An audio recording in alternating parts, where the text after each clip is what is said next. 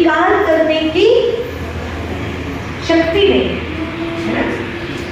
तो इसलिए कहा गीता हमें केवल अंत समय में नहीं पढ़ना है, सारी जिंदगी गीता पढ़ो, ताकि अंतिम पड़ाव जब आए जिंदगी का उस समय हमें भी तकलीफ ना हो और हमारे वालों को भी हमसे तकलीफ ना हो, हमारे जाने से ना उनके जाने से हमें तकलीफ हो, कोई चीज के टूट फूट जाने की भी तकलीफ ना हो। तो ये गीता का ज्ञान जो है वो क्यों सुनाया जा रहा है पता है आपको?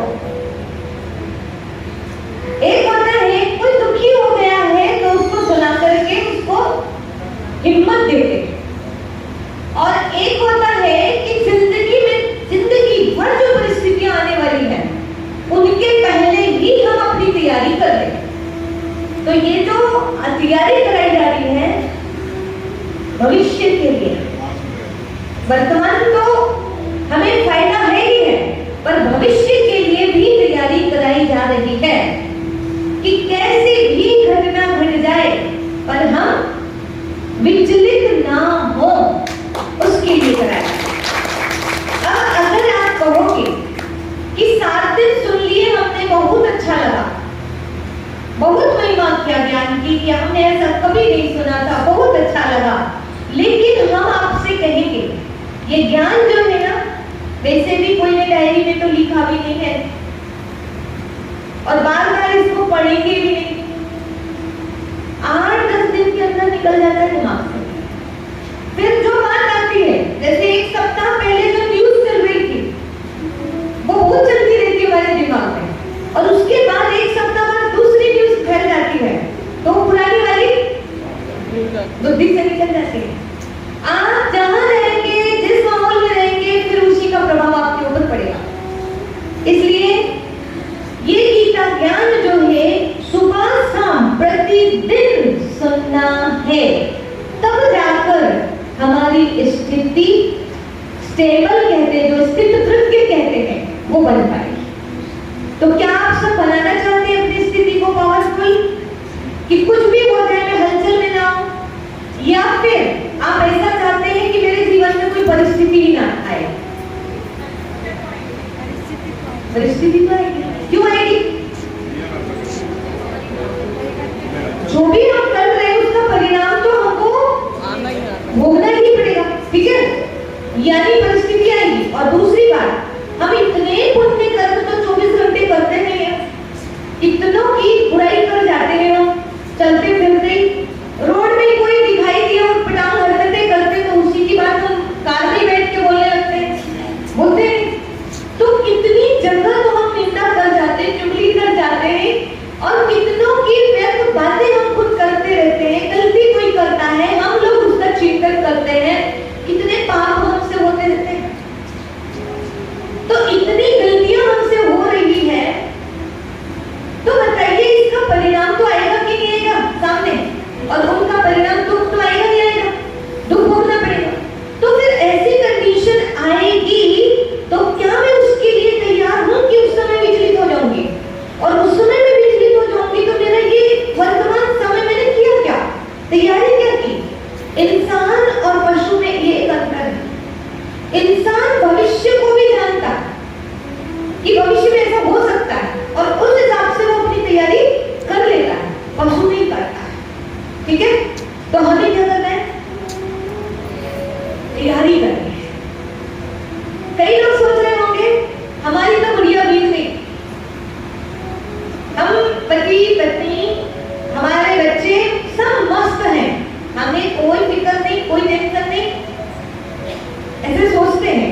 लेकिन पता है अब जो बच्चों की शादी हुई है, और यदि आपका दामाद कुछ ऐसा निकल गया या आपकी बहू कुछ ऐसी निकल गई जैसे आप नहीं चाहते, वो भी आपको जिंदगी भर कष्ट देते, दुख देते। अभी तक आज तक सब कुछ अच्छा है, पर कल कोई घटना ऐसी घट जाए कि आपके प्यारे से परिवार में कोई ऐसी समस्या आ जाए, तो उस समय हमारे क्या हालात होंगे?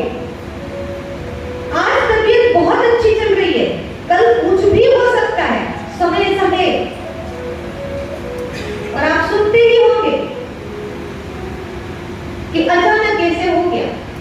तो ऐसे समय में भी मैं बिल्कुल स्थित प्रज्ञ रहूं। हमारी तैयारी ये होनी चाहिए। हम समझदार लोग, समझदारों को ये तैयारी करें, ठीक है। तो हम कौन सी तैयारी करें, कौन सा समय आने वाला है,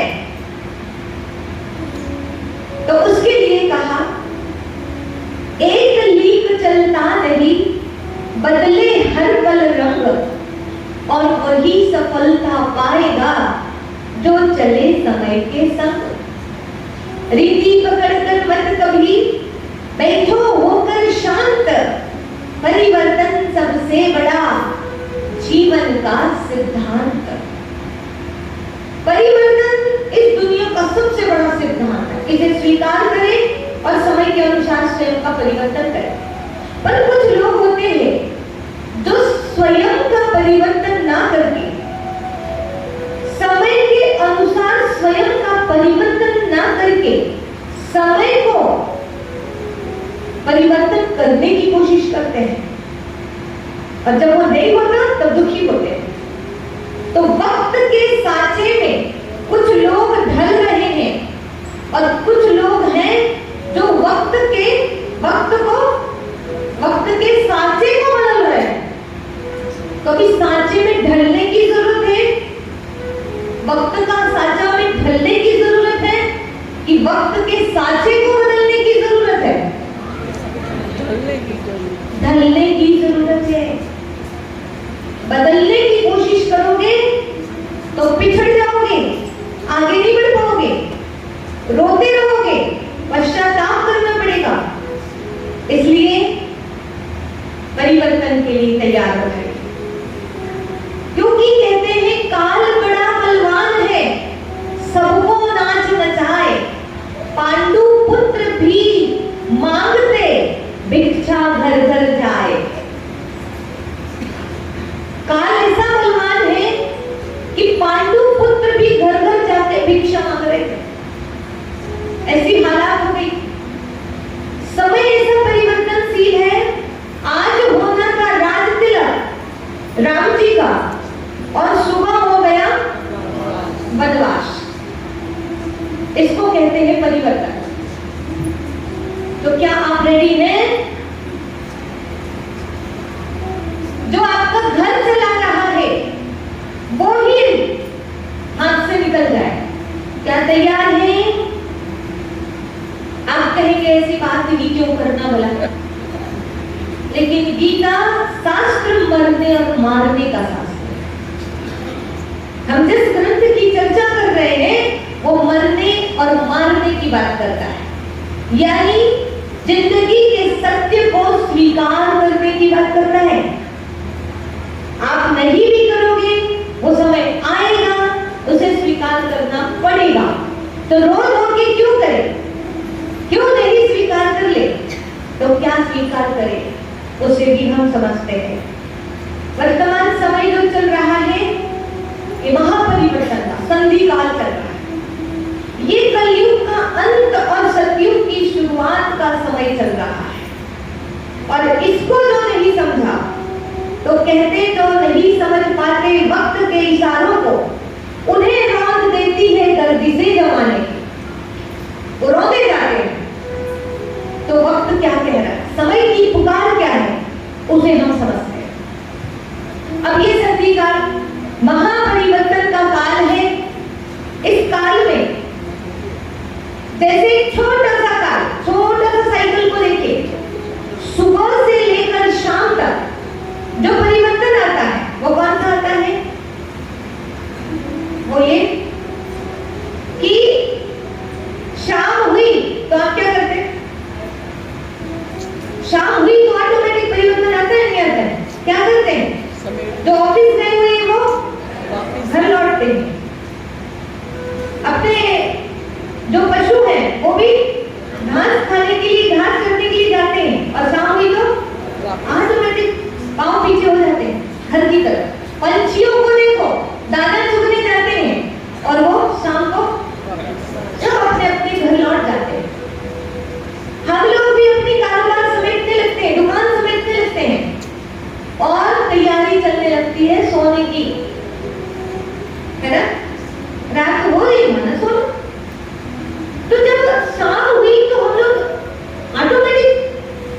बदल जाते हैं, सब कुछ छूटने लगता है, जैसे वापस लौट रहे, समेट रहे। ऐसे ही ऋतुओं का परिवर्तन होता है। कैसे होता है ऋतुओं का परिवर्तन? ऐसे कि 2 बार विशेष नवरात्रि आती है और 9 दिन तक उपवास करवाया जाता है। क्यों करवाते हैं? ये ऋतुओं की मांग होती है कि उस समय ठंडी गर्मी में बदल रही है, गर्मी ठंडी में बदल रही है, बारिश में बदल रही है, तो उस समय जो ऋतुओं में चेंजेस आता है उसके कारण बीमारियां, तकलीफें आती हैं। तो उस समय जितना हम परहेज करें, जितना हम व्रत करें, उतना हम इन चीजों से बच सकते। तो उस समय भी हमें परिवर्तन के लिए ये सब करवाया जाता है। तो जब दुनिया बदल रही हो, ये बड़ा चक्र बदल रहा हो, ऋतु परिवर्तन हो रहा है तो हमें बदलना पड़ता है, दिन परिवर्तन हो रहा है तो हमें बदलना पड़ता है, तो दुनिया बदल रही हो यानी काल चक्र परिवर्तित हो रहा हो, कलयुग सतयुग में बदल रहा हो, तब भी तो परिवर्तन करना पड़ेगा कि नहीं? तो क्या परिवर्तन करना पड़ेगा? अब देखिए, ये इसका नाम क्या है इस युग का, इस संसार में अभी जो वर्तमान समय चल रहा है? कलयुग। और कलयुग में कलयुग क्या बनने वाला है? सतयुग। तो सतयुग और कलयुग में अंतर क्या है? क्या अंतर है वो यहाँ पर देखिए, ये चित्र के द्वारा समझिए। इसको गीता में बताया 9वें अध्याय में 20-21वां श्लोक, त्रैविधा मां सोपाः पूपापाः यज्ञैश्चवा स्वर्गतिं प्रार्थयन्ते ते पुण्यमासात् सुरेंद्र लोकमस्नन्ति दिव्यान् दिवि देव भोगान्। वह ये कह रहे हैं कि तीनों वेदों में जो विधान किया गया है, त्रैविधा मां सोपाः पूपापाः यज्ञैश्चवा स्वर्गतिं प्रार्थयन्ते, तीनों वेदों में जो विधान किया गया है, जो ज्ञान बताया गया है, उस आधार पर जब हम पुण्य कर्म करते हैं, अच्छे कर्म करते हैं, उन वेदों में बताए गए ज्ञान के अनुसार चलते हैं, तो इसके कारण हम क्या करते हैं? दिव्यान् दिवि देव भोगान्, देवलोक के स्वर्ग के सुखों को प्राप्त करते हैं। और फिर क्या होता है? तेतं भुक्त्वा स्वर्ग लोकम विशालम क्षीणे पुण्ये मृत्यु लोकम विशन्ति। तेतं भुक्त्वा स्वर्ग लोकम विशालम, स्वर्ग लोक के विशाल सुखों को भोग करके फिर हमारे पुण्य क्षीण होने लगते हैं। क्षीणे पुण्ये मृत्यु लोकम विशन्ति, पुण्य क्षीण होने लगते तो फिर से हम कहाँ गए? मृत्यु लोक में आ गए, कलयुग में आ गए। तो सतयुग से देवलोक से कहाँ गए? मृत्यु लोक में आ गए। तो देवलोक से मृत्यु लोक में कैसे आए? वहां पर हमने जो वेदों में विधान किया गया, जो परमात्मा ने हमें बताया गया, परमात्मा ने बताया कि ऐसे करना, ऐसे नहीं करना, हमने उन चीजों को धारण किया, सुना, जीवन में धारण किया, तो हम लोग उसके कारण स्वर्ग के सुखों को भोगे। ठीक है? और सतयुग त्रेता तक स्वर्ग के सुखों को भोगते रहे। फिर द्वापर में क्या हुआ? धीरे धीरे पुण्य क्षीण होने लगे और कलयुग में पहुंचते तक कलाहीन हो गए। कैसे हो गए? इसको यहाँ समझते हैं विस्तार से। यहाँ दिखाया है, अब वहां पर ऐसे बता दिया, तो वो श्लोक के माध्यम से जो बताया ना, तो कई बार समझ ही नहीं पाते, थोड़ी कच्ची भाषा होती है उसकी। तो अब इसको सिंपल भाषा में समझिए। ये पूरा कालचक्र है 5000 वर्ष का। ठीक है? अभी सुनते समय आपके मन में प्रश्न आएगा, लेकिन अंत तक समाधान हो जाएगा। आपको अभी क्या करना है? सुनना बस। और जितने प्रश्न उठ रहे चाहो तो उसको ध्यान पे रखो। ठीक है? नहीं होंगे तो फिर लास्ट में फिर भी पूछ सकते हैं, और मुझे लगता है हो जाएगा। जब एंडिंग होगी अपने इस विषय की तब हो जाएगा, और नहीं भी हो तो आप पूछ लीजिएगा। तो यहाँ बताया ये पूरा कालचक्र जो है ये 5000 वर्ष का है। ये कैसे उत्थान पतन होता है, कैसे रिपीट होता है,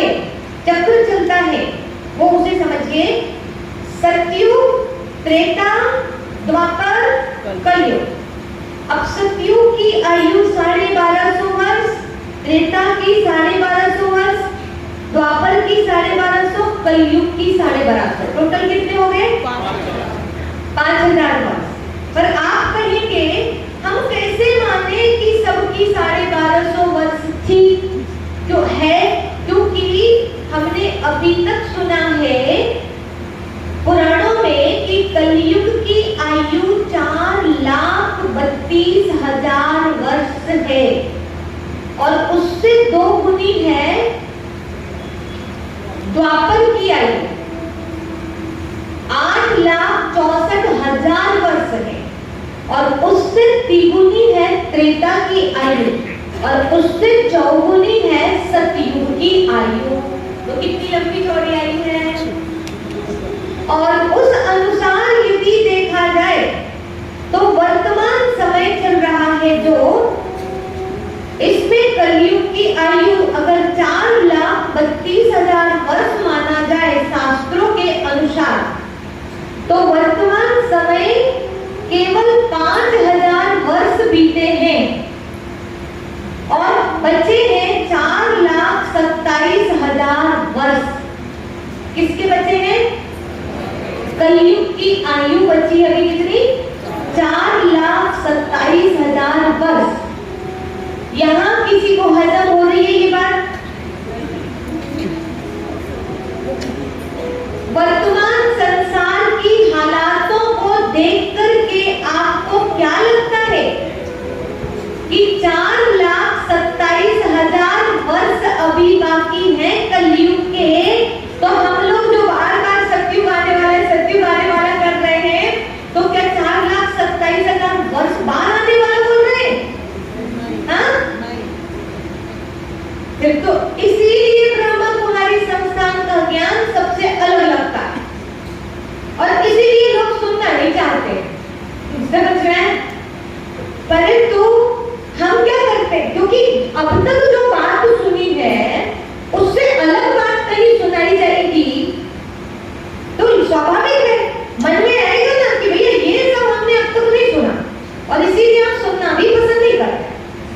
तो ठीक है, यहाँ तक तो आप सब बहुत अच्छे, लेकिन यदि कोई नई चीज आई है समाज में और नई चीज, नया ज्ञान दिया जा रहा है, तो उसको सुनना चाहिए कि नहीं सुनना चाहिए? सुनना चाहिए। समझना चाहिए कि नहीं समझना चाहिए? समझना चाहिए। इतने कम बुद्धि के तो नहीं हो गया कि हम जैसा जैसा आपको भ्रमित करें वैसा वैसा आप हो जाओ। आपके पास भी शास्त्रों का ज्ञान है, बुद्धि है ना? तो आप हमारी बातों को सुन करके सही डिसीजन तो ले सकते हैं कि नहीं ले सकते? ले सकते हैं ना कि ये सही है कि वो सही है, या फिर इसको और उसको दोनों को समझने की जरूरत है ना? जैसे एक ने कहा कि परमात्मा निराकार है, दूसरा कहता है गॉड इज लाइट, तीसरा कहता है अल्लाह नूर है। अब तीनों झगड़ा कर रहे हैं, नहीं नूर ही है, वो कह रहे लाइट ही है, वो कह रहे निराकार ही है। अब तीनों बात एक ही बोल रहे हैं, लेकिन लड़ाई तो कर रहे हैं शब्दों के भेद में, है कि नहीं? तो इसीलिए क्यों नहीं निराकार का मतलब समझ ले, लाइट का मतलब समझ ले, नूर का मतलब समझ ले, झगड़ा खत्म। सही है कि नहीं? देखिए जितनी भी संस्थाएं हैं, जितने भी संप्रदाय हैं, धर्म है, ये सब क्या है पता है? ये सबको आप ऐसे समझ लीजिए जैसे मैं ब्रह्मा कुमारी संस्था से जुड़ी। अब मैंने ब्रह्मा कुमारी संस्था के माध्यम से जो कुछ भी सीखा है, देखा है, परमात्मा के बारे में सुना है और फिर परमात्मा का स्वरूप को देखा है, उसे अनुभव किया है, तो मैंने जो अनुभव किया इस संस्था के माध्यम से, ये समझ लो एक खिड़की है, ठीक है? और मैं रोज इस खिड़की में जाती हूँ और खिड़की से झांक के देखती हूँ और ये खिड़की का नाम है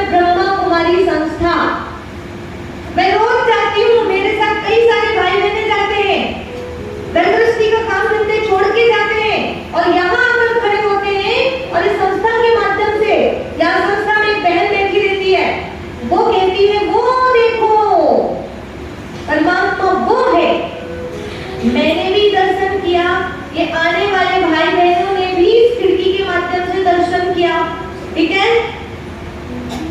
अब मैं जिन जिन ने दर्शन कर लिया वो लोगों को बुला रहे हैं, आओ हमने दर्शन किए, आप भी आओ और आप भी इस खिड़की के माध्यम से, माना यहाँ जो सिखाया जा रहा है सिस्टम, उसके माध्यम से आप भी उनका दर्शन कर लो, ठीक है। तो जिसने कर लिया है वही तो लोगों को बोलेगा ना, कि बेवजह बोल देगा, उसने कर लिया वही।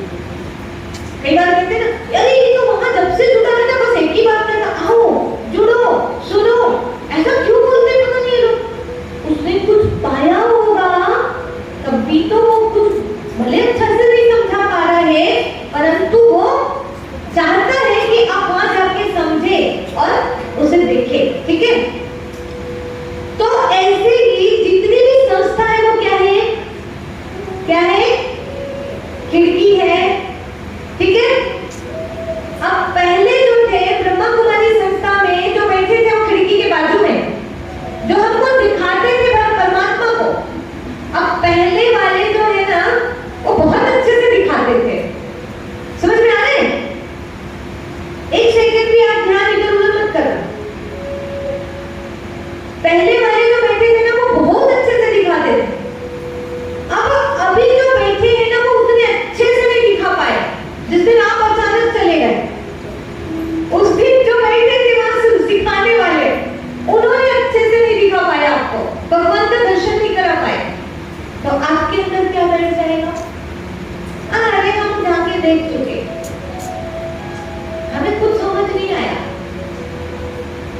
क्योंकि वहां जो व्यक्ति बैठा था आपको समझाने के लिए शायद वो उतना समझा हुआ नहीं था, लेकिन उन्होंने अपनी अनुपस्थिति में इनको बिठा के दिया था और आपका नंबर उसी टाइम लग गया वहां जाने का, ठीक है। इसलिए आपका दृष्टिकोण क्या बन गया संस्था के प्रति, ये खिड़की से तो दिखता ही नहीं है मेरे को, समझ में आ रहा है? और इसी खिड़की से कईयों को दिखा है परमात्मा। इसी प्रकार ब्रह्मा कुमारी संस्थान से अनेकों लोगों ने परमात्मा का दर्शन कर चुके हैं, परमात्मा का स्वयं का सत्य परिचय प्राप्त कर चुके हैं और ऐसे अन्य संस्थाओं से भी कर चुके हैं, ठीक है। लेकिन एक बात ध्यान से सुनो कि हमको ना खिड़की में फंसना है और ना दिखाने वाले में फंसना है। हम किसी भी संस्था में जुड़ते हैं, किस लिए जुड़ते हैं, केवल उसके दर्शन करने के लिए और इस काल चक्र का सत्य बोध करने के लिए। हम कौन हैं, किस लिए आए हैं, हमें करना क्या चाहिए, कर क्या रहे हैं, गलत कर रहे हैं तो उसको ठीक करें, कौन सा समय चल रहा है, समय अनुसार हमें कहाँ परिवर्तन करना चाहिए, यही सीखने के लिए हम किसी भी संस्था रूपी खिड़की में जाते हैं, ठीक है। तो हमें अब क्या करना है ये समझना, यदि मुझे यहाँ से संतुष्टि नहीं मिली, मैं ब्रह्मा कुमारी संस्थान का एक प्रतिनिधि हूँ, मेरे द्वारा आपको संतुष्टि नहीं मिली तो आप शिवानी दीदी से संतुष्टि प्राप्त कर सकते हैं, समझ में आया? शिवानी दीदी से नहीं मिल सकती, कई लोगों को उनकी भाषा समझ में नहीं आती है, तो यहाँ जो दीदी बैठी है उनसे कर लो। जितने बहुत तरह तरह के लोग हैं, हो सकता है इनसे समझ में ना आए तो उनसे आ जाए, उनसे आ जाए, क्योंकि सबका तरीका अलग अलग होता है बताने का, ठीक है। लेकिन गलत तो नहीं कहना चाहिए ना, नहीं कहना चाहिए कि नहीं, किसी भी संस्थान को, किसी भी संप्रदाय को कभी गलत नहीं कहना चाहिए। वहां से तो शिक्षा मिल रही है उसको हम किसी भी तरीके से समझने की कोशिश करें, वहां की बुक खरीद लें, वहां की चीजें खरीद लें, उनके माध्यम से समझें। अगर उन व्यक्ति से आपको सेटिस्फेक्शन नहीं मिलता तो आप कोई दूसरा तरीका अपना लें। लेकिन मुझे ऐसा लगता है सभी का नॉलेज होना चाहिए हमारे पास, और मुझे ये समझ में आया जितना मैंने रामायण पढ़ा, जितना पुराण पढ़ा, जितना गीता पढ़ी, ये सबको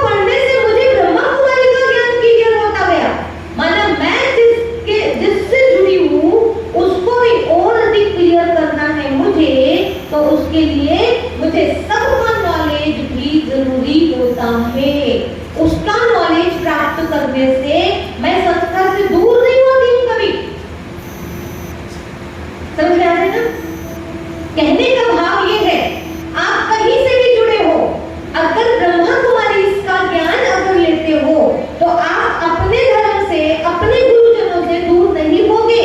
आपको और विधि मिल सकती है, मेडिटेशन कैसे सहज लग जाए उसकी विधि मिल सकती है। इसलिए किसी भी, और एक चीज ध्यान रखना चाहिए कभी भी कि हिंदू धर्म में आजकल सब गड़बड़ चल रहा है, इसलिए मैं हिंदू से मुसलमान बन जाऊं, ये समाधान नहीं है।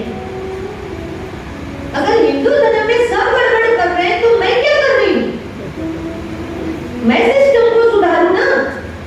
इसी तरह ब्रह्मा कुमारी संस्थान में गड़बड़ चल रही है तो मैं क्या कर रही हूं?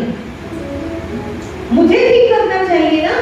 नहीं, मैं संस्था छोड़ के वहां चली गई, ये कोई समाधान है? इससे समाज में वैल्यू होगी?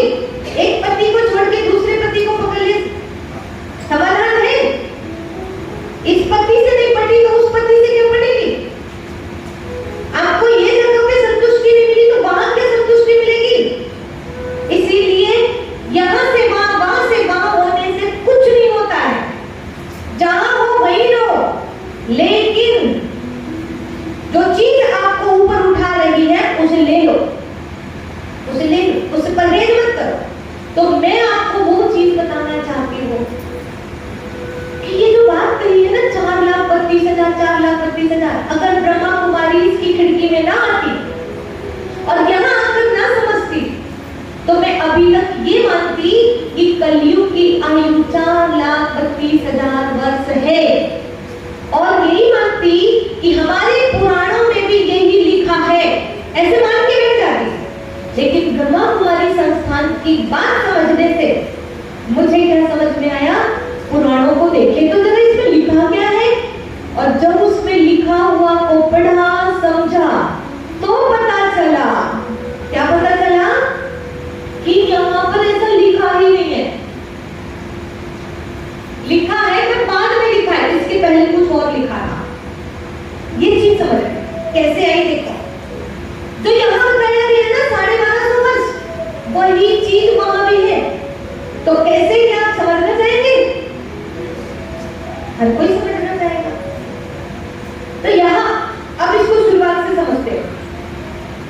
ये स्वास्तिका का चित्र है, ठीक है? स्वास्तिका के चित्र में इस साइड वाले को क्या बोला? जहां स्वास्तिका का डायरेक्शन ऐसा है, एक ऐसा है और थर्ड वाला ऐसा, चौथा ऐसा। फर्स्ट ये है, ये कौन सा युग है? सतयुग। और ये सेकंड नीचे त्रेता युग, और थर्ड ऐसे, और फोर्थ ऐसे, ये कलयुग। अब ये स्वास्तिका का चित्र हमको क्या समझाना चाहता है? स्व प्लस अस्तित्व,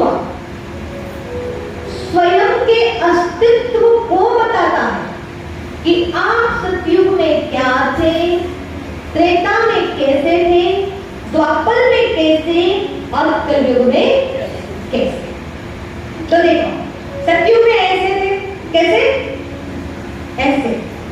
ऐसे क्या होता है? आशीर्वाद।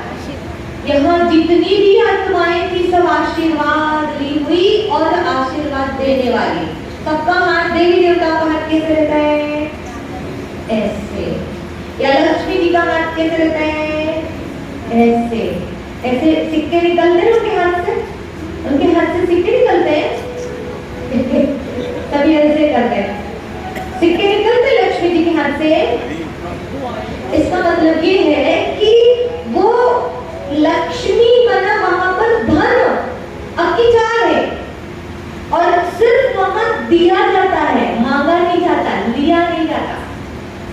वो ऐसा युग है सतयुग, जिसका नाम सतयुग है। सत्यता ही सत्यता, कोई त्रुटि नहीं, कोई कमी नहीं। और जहां पर आशीर्वाद ली हुई आत्माएं आती, कहां से आशीर्वाद लिया? जब ये कलयुग का इस साइड क्या है, सतयुग की साइड क्या है? कलयुग के बाद क्या आया? सतयुग। 11 बजे के बाद कितना बजा? 12 के बाद 1। तो 11 बजे जिसने आशीर्वाद लिया था, 11 से 12 के बीच में जिसने आशीर्वाद लिया था, वो लोग 12 के बाद आए। समझ आया? और वो ऐसे बन गए। ऐसे माना देवता, देने वाली प्रवृत्ति जिसके अंदर है वो क्या बन गए? देवता। तो 11 से 12 के बीच में हुआ क्या था? ये चित्र के अनुसार बता रही हूँ।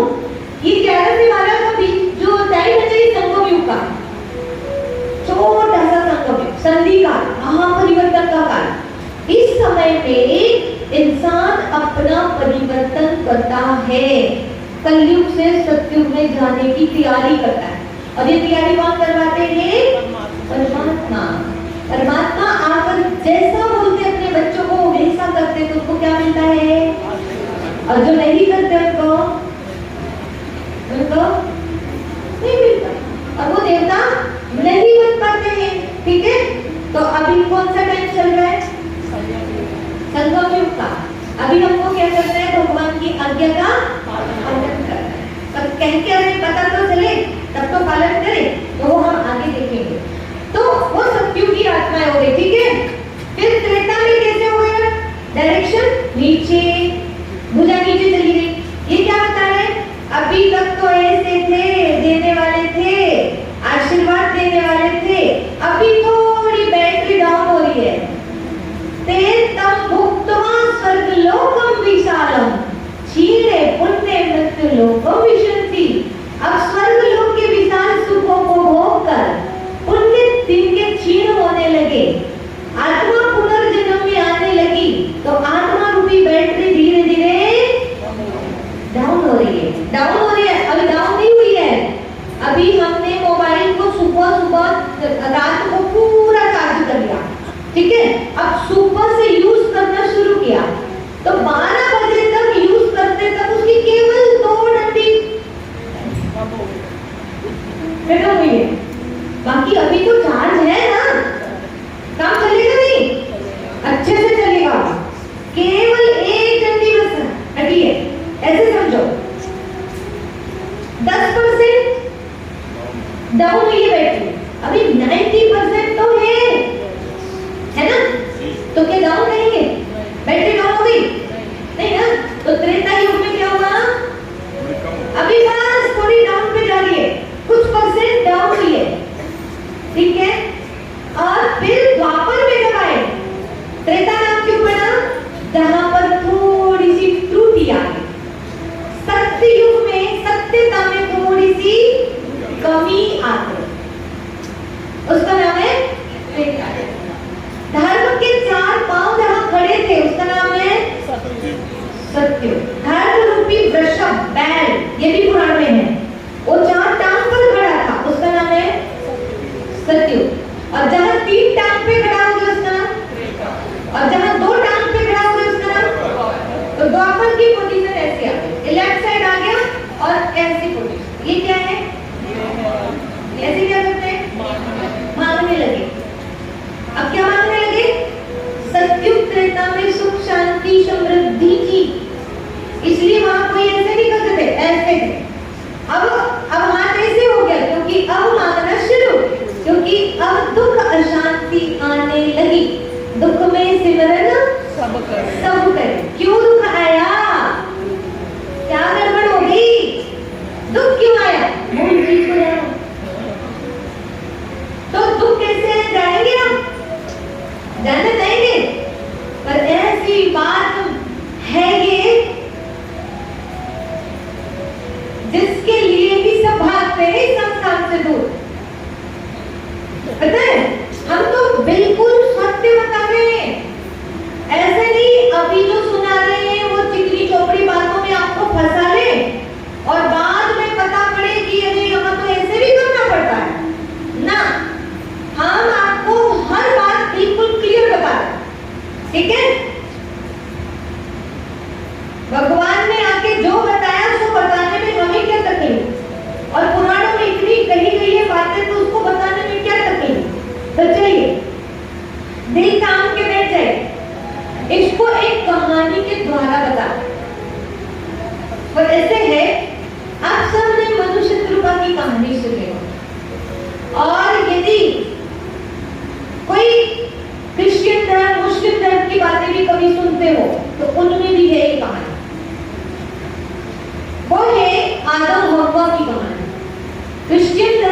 एडम ईव की कहानी, मुस्लिम धर्म में आदम होगा और हमारे यहाँ मधु शत्रुपा की कहानी।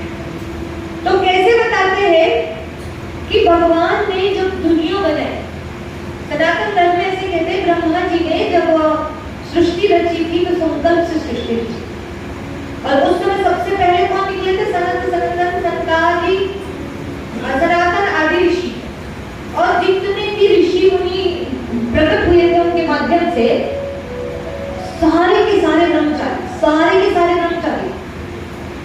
अब ये सारे ब्रह्मचारियों से ही चल रहा था, सब कुछ चल रहा था। अब आप सोचिए, ब्रह्मचारी से दुनिया चल रही थी,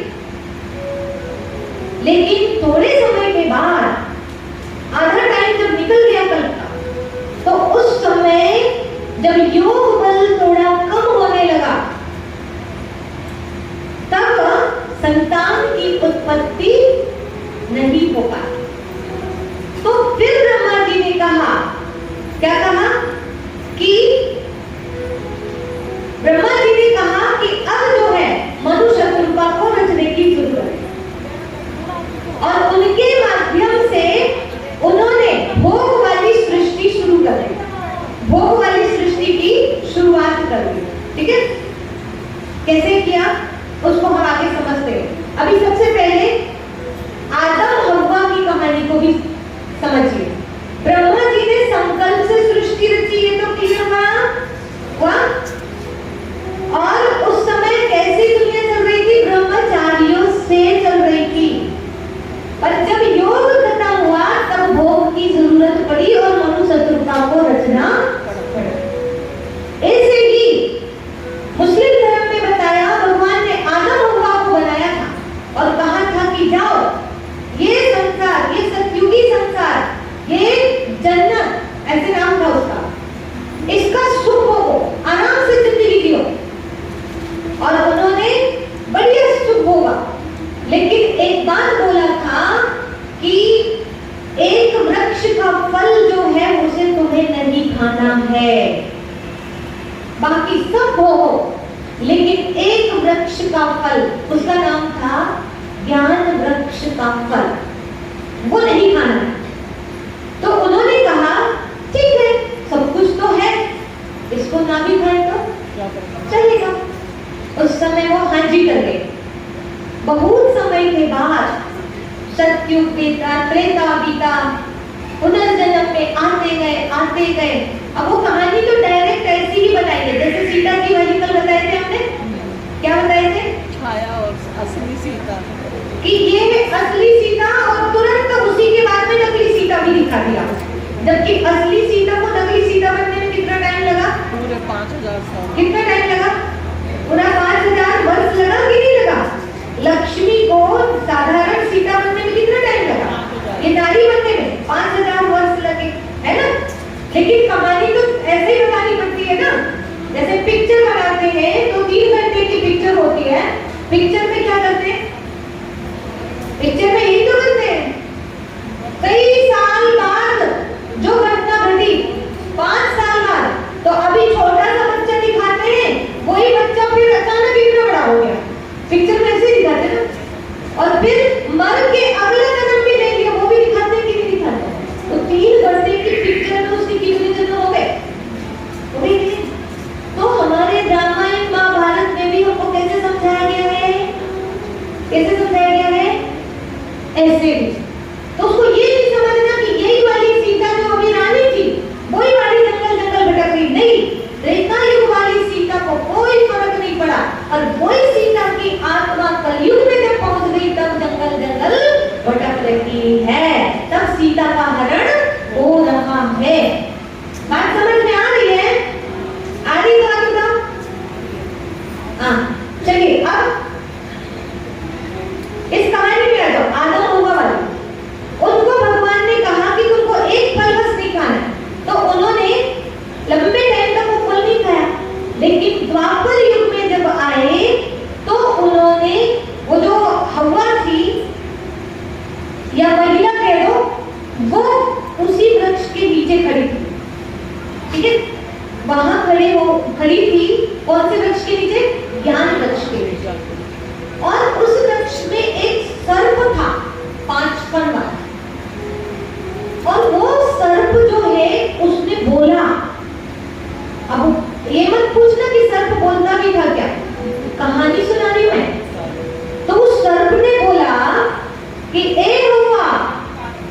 क्या तुम इस वृक्ष का फल नहीं खाओगी? तो उन्होंने कहा कि हाँ, हम इस वृक्ष का फल नहीं खा सकते हैं। बोले क्यों नहीं खाओगे? बोले इसलिए कि हमें ईश्वर ने मना किया है। हमें ईश्वर ने मना किया है। उन्होंने कहा अच्छा खा के तो देखो, पता चल जाएगा। वो तो तुम्हारे ईश्वर ने इसलिए मना किया है क्योंकि ईश्वर नहीं चाहता कि ज्ञान वृक्ष का फल खा करके तुम ज्ञानी हो जाओ। इसलिए उन्होंने ये वृक्ष का फल खाने के लिए मना किया। आगे तो देखो, तो उस सर्प का नाम क्या है पता? शैतान। और वो शैतान ने इन्हें भ्रमित किया। आदम हुआ मनुष्य कृपा क्या कहा कि खा के तो देखो, वो तो तुम्हें आगे ना चले जाए, ज्ञान ना हो जाए करके मना किया है तुम्हारे ईश्वर ने। तो इन्हें लगा खा के तो देखा जाए। तो फिर उन्होंने उस फल को तोड़ा और आधा खाया। परंतु उसके लिए कहते हैं कि उस फल को अकेले नहीं खा सकते, दोनों को खाना पड़ता। दोनों मना हस्बैंड वाइफ दोनों। इसने खाई और खाने के बाद आधा उनकी तरफ इशारा किया, आदम की तरफ। तो आदम माना आदि पुरुष। अब जब उन्होंने खाया तो फिर क्या हुआ? दोनों ने खा लिया। जैसे खाया वैसे ही इन्हें ऐसा लगा जैसे कपड़े उतर गए और एक दूसरे को देख के शर्म आ रहे। और जैसे ये शर्म का भाव आया तो ये पेड़ के पीछे छिपने लगे और शरीर में पत्ते लपेटने लगे। तो इनको देखकर, ये छिप रहे हैं, शरीर में पत्ते लपेट रहे हैं, इनको देख करके ईश्वर ने कहा कि क्यों तुम लोग क्यों छिप रहे हो? तो इन्होंने कहा हमें शर्म आ रही। तो बोले क्यों शर्म आ रही है? बोले हम नग्न हैं। तो कहा कि इसका ज्ञान कैसे हुआ तुम्हें? इसका ज्ञान कहां से हुआ? तो कहा क्या तुमने ज्ञान वृक्ष का फल खा लिया? बोले हाँ। क्यों खाया? तो कहा इसने बोली। किसने? नहीं, अभी तो आदम से पूछ रहे ना। ईव ने बोला। तो बोल रहे हैं कि हवा ने बोली। यदि मनु से पूछ रहे तो शत्रुपा ने बोली। और शत्रुपा से बोला तुमने क्यों खाई और खिलाई? तो कहा उसने बोला। उसने बोला वो शैतान, पांचपन वाले सर्प ने पेड़ में जो था उसने बोला। तो जैसे जैसे बोला वैसे ही ईश्वर ने श्राप दिया कि आज के बाद तुम्हारे जो वंशज होंगे, संतान पैदा होंगी, वो सभी संतानें दोषारोपण करेगी, ब्लेम लगाएगी एक दूसरे के ऊपर, क्योंकि तुम लोग ब्लेम लगा रहे हो। समझ रहे हैं? अब यहाँ समझिएगा, बहुत गहरी बातें नहीं है। इंसान बिगड़ा कब से है? ये कोई क्रोध करता है ना, ये क्रोध पहली बार किसी ने किया था। आज जो भोग विलासी जीवन हो गया ना, ये भोग पहली बार किसी ने किया था। उससे फिर पूरी दुनिया में भोग वासना, विषय वासना बढ़ गई, पूरी दुनिया में क्रोध बढ़ गया। पहले किसी एक ने तलाक लिया और अब वो परंपरा ही बन गई, वही चल रहा है। तो कोई गलती पहला व्यक्ति ने किया, अब वो गलतियां पूरी दुनिया कर रही। तो कौन था वो पहला व्यक्ति? कैसे किया था? सुनिए ध्यान से। आज हम दोषारोपण क्यों करते रहते हैं? पहले बार किसने दोषारोपण किया था? तो पहला व्यक्ति आदम ने किया था। हव्वा को बोला, नहीं तो मना क्यों नहीं कर देता? मैं नहीं खाऊंगा, मुझे ईश्वर ने मना किया है, क्यों नहीं बोला? उसने ऑफर भी किया तो क्यों खाया?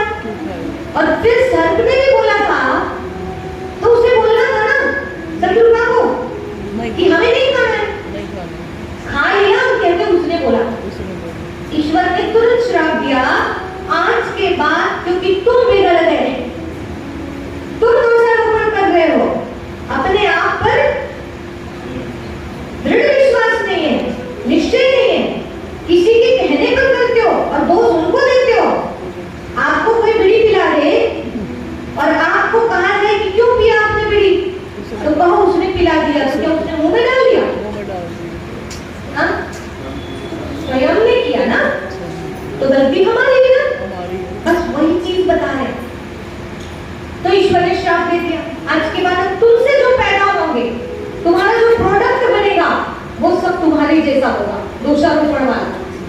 कैसा? ब्लेम लगाने वाला।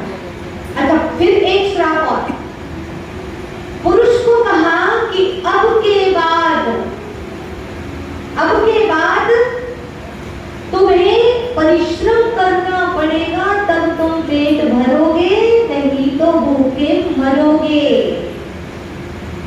मेहनत करोगे तो पेट भरोगे। स्त्री को श्राप मिला कि अब के बाद तुम 9 माह तक गर्भ धारण करके रखोगी, तभी संतान का सुख देखोगी, लेकिन उस सुख देखने के लिए तुम्हें प्रसव पीड़ा भी सहन करनी पड़ेगी। उसके पहले ये सिस्टम नहीं था। तो क्या था? बहुत गहरी बात कर रहे हैं आज। फिर एक श्राप और दिया कि अब तक जीवन स्वयंभू था, अब जीवन जन्म लेगा। अब तक जीवन कैसा था? स्वयंभू था, प्रकट होते थे। राम जी, कृष्ण जी कैसे हुए?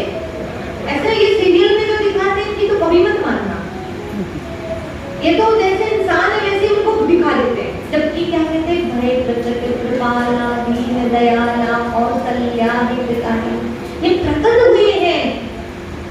स्वयंभू था जीवन, लेकिन फिर जीवन जन्म लेगा। तो अब इतनी सारी बातें हुई।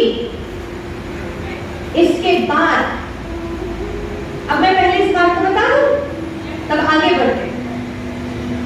ज्ञान वृक्ष का फल खाने को ईश्वर ने मना किया था। इसका अर्थ क्या है? जब भगवान ने इस कलयुग को सत्युग बनाने का बीड़ा उठाया था, कलयुग को सत्युग बनाने जा रहे थे, तो इसी संसार के कलयुगी लोगों को सत्युगी बनाने के लिए बोला था तुम सब कुछ करो, लेकिन ज्ञान वृक्ष का फल नहीं खाना। यानी अब मुझे आप लोग बोल के बता, सतयुग में लक्ष्मी नारायण थे ना? सतयुग में कौन थे? और यहाँ कौन है? नर नारी। नर नारी और लक्ष्मी नारायण में क्या अंतर है? नर नारी लक्ष्मी नारायण के पांव पड़ते और लक्ष्मी नारायण उनको आशीर्वाद देते, ये अंतर है। ठीक है, तो आप लक्ष्मी नारायण कोई बैठो इधर, अभी कोई नहीं, सब कैसे वाले? पांव पड़ने वाले। ठीक है, क्यों? क्योंकि हमारे अंदर काम, बोलते जाओ, क्रोध, लोभ, मोह और अहंकार। और लक्ष्मी नारायण के अंदर बोलो क्या ये थे? काम, क्रोध, लोभ, मोह, अहंकार थे? नहीं थे। तो लक्ष्मी नारायण के अंदर पहला विकार काम, काम मतलब काम वासना। ठीक है, जो आज इस संसार में सबसे बड़ी आवश्यकता है इंसान के, मानते हैं आवश्यकता। ठीक है, तो वो काम वासना लक्ष्मी नारायण में था कि नहीं? नहीं था। नहीं था। अभी भी पैर किसके पड़ते हैं? लक्ष्मी नारायण। जो ब्रह्मचारी थे। और कोई साधु ने अगर गलती कर ली, ब्रह्मचर्य को तोड़ दिया तो जेल में। तो उसके पांव नहीं पड़े। नहीं पड़े। समझ में आ रहा है ना? अब देखो ब्रह्मचर्य का कितना महत्व है। ये देवी देवता जो थे ये पावन थे, इनके अंदर काम क्रोध लोभ इनकार नहीं थे। तो लक्ष्मी नारायण के सामने जाके क्या गाते? देखो, विषय विकार मिटाओ पाप हरो देवा। यहाँ के नर नारी बोलते हैं मैं बहुत पापी हूँ, ऐसे बोलते ना, मैं बहुत पापी हूँ क्योंकि पाप हरो। क्या क्या मिटा के हरो? विषय विकार मिटाओ पाप हरो देवा। ये विषय विकार मेरे हट जाएंगे तो मैं पाप से मुक्त हो जाऊंगा। यही बोल रहे हैं ना, मैं मूर्ख खल कामी कृपा करो बर। मैं कामी हूँ, मूर्ख हूँ, ऐसे बोल रहे हैं ना।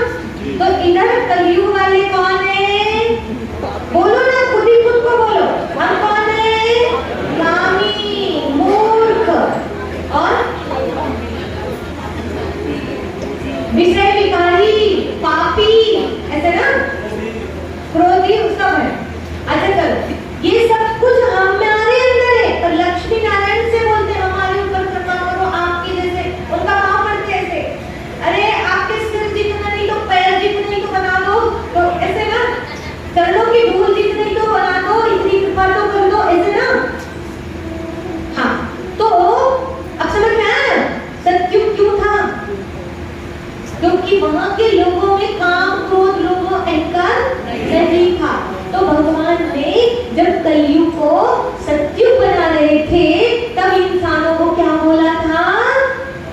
काम, क्रोध, लोभ, मोह, अहंकार का फल नहीं खाना है, नहीं खाना है, ये बोला था।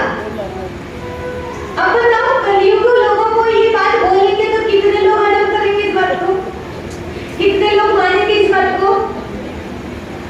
अभी भगवान आ चुके हैं और ये बात बोल रहे हैं, हे नर तुम ऐसी करनी करो जो नारायण बनो, हे नारी ऐसी करनी करो जो लक्ष्मी बनो, काम, क्रोध, लोभ और अहंकार को छोड़ दो।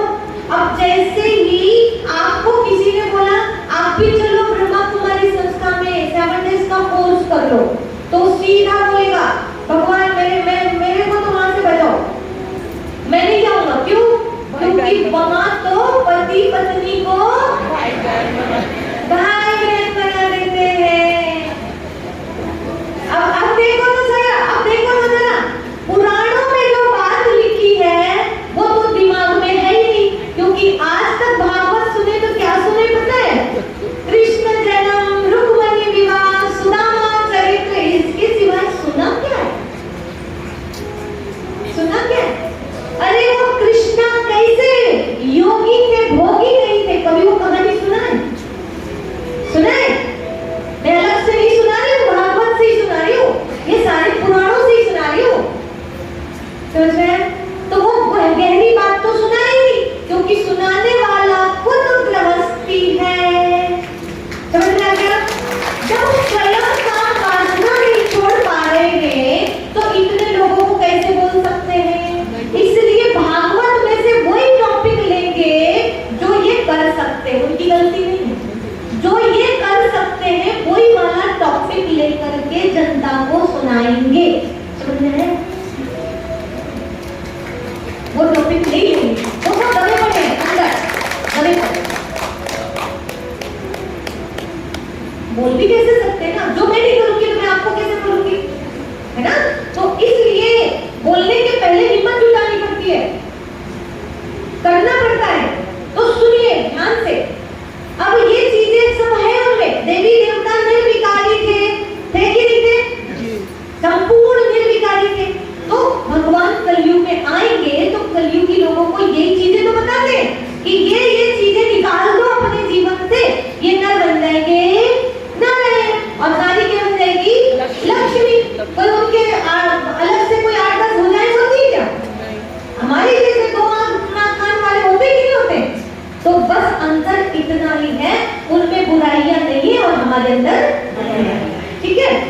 तो भगवान ने कहा था तुझे ज्ञान वृक्ष का फल नहीं खाना है, और उन्होंने खा लिया। किसने खा लिया? पहली गलती किसने किया बताओ? हाँ? शत्रुपा, महिला ने किया गलती। और फिर क्या परिणाम? एक श्राप और दिया, हम भूल के बताना, एक श्राप और दिया था। मैंने इसके आपको पहले बोला था शुरू से लास्ट तक सुनना, क्योंकि हमारी कथा 5 मिनट में होती नहीं है। अब पूरा रहस्य बताना है तो यहाँ से वहां से सब तरफ से सेट करना पड़ेगा कि नहीं? तो हम वो कहानी जो शुरू में सुनाया तो हम पूरी लास्ट तक चलेंगे, तब शुरू से जो सुना होगा कहानी तो ये चीज समझ में आएगी, है ना? इसलिए आप ध्यान से सुनिए, और बाद में आएंगे तो हो सकता है उनके मन में प्रश्न रह जाए, उसमें मेरी गलती नहीं रहेगी। तो क्या कहा? एक श्राप और दिया था, जैसे वो फल खाए थे तो क्या कहा था कि आपके बाद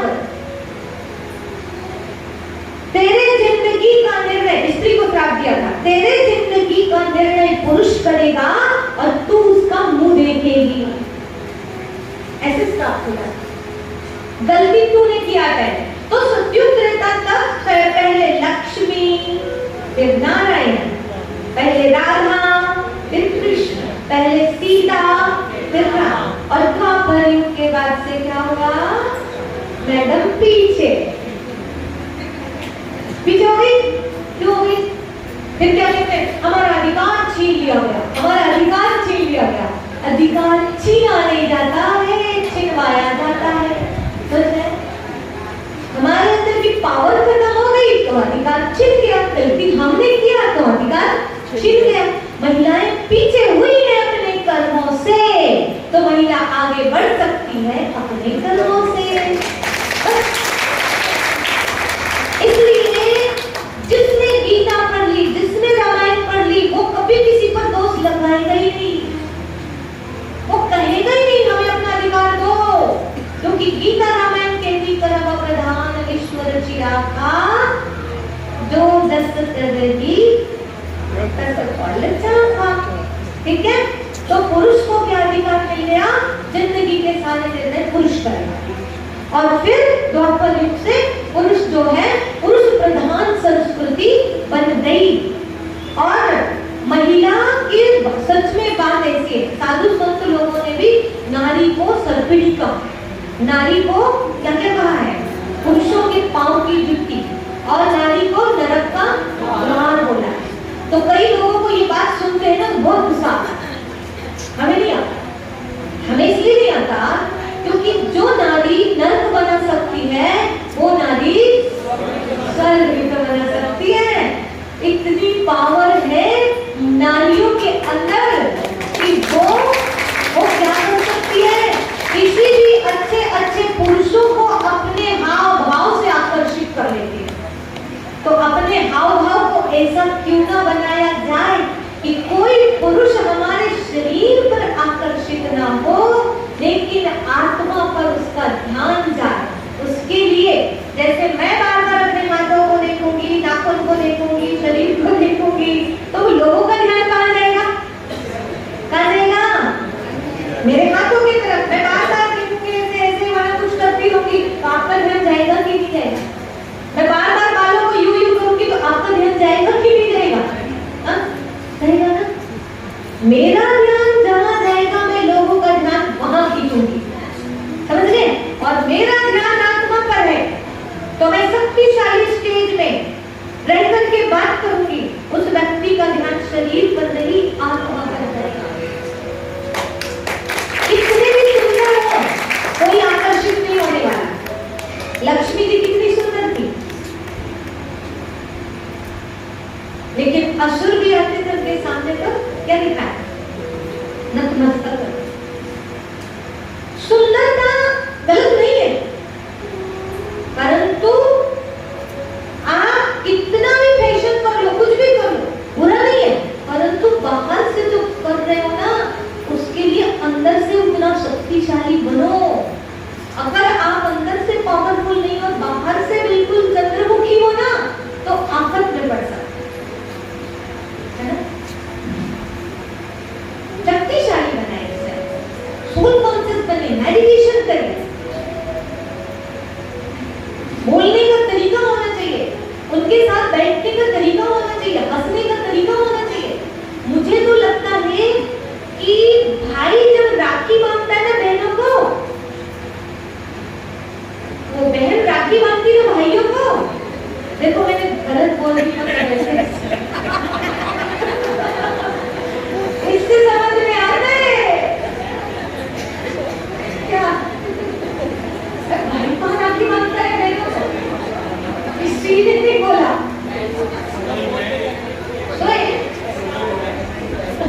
जागरूक रहिए, यहाँ बैठने वाला भी गलती कर सकता है, ठीक है? आप लोग बोलो बाबा की जय, सोए हुओं की जय। तुम जान गए, चलो ठीक है। कोई नहीं सोया है, परंतु सुनने में इतने तल्लीन है कि से लगी है ना। तो चलो, हमने क्या कहा? बहन भाई को राखी बांधती है, किसकी बांधती है? कि भाई बहन की रक्षा करे, ऐसे ना? कहाँ भाई रक्षा करता है? बचपन में मायके में है तो पिताजी करते, ससुराल में गए तो पति करते, भाई कहाँ से बीच में आ गया?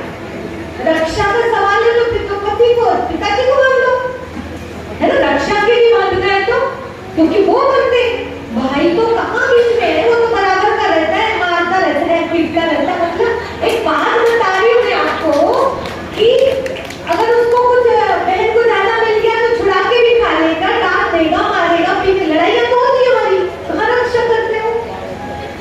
अच्छा, अब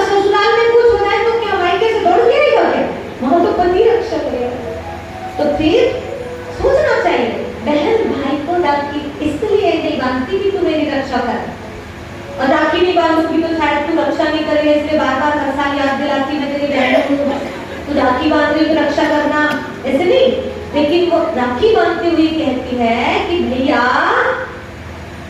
जिस तरह तू मुझे अपनी बहन मानता है, निर्मल पवित्र दृष्टि से मुझे देखता है, इसी तरह संसार की समस्त बहनों को पवित्र दृष्टि से देखना, तब मेरी लाज बचेगी, क्योंकि मुझे डर तुझसे नहीं है, मुझे तो डर उन बहनों के भाइयों से है, और उन बहनों के भाई मेरी रक्षा कब करेंगे, जब मेरा भाई उन बहनों की रक्षा करेगा। समझ में?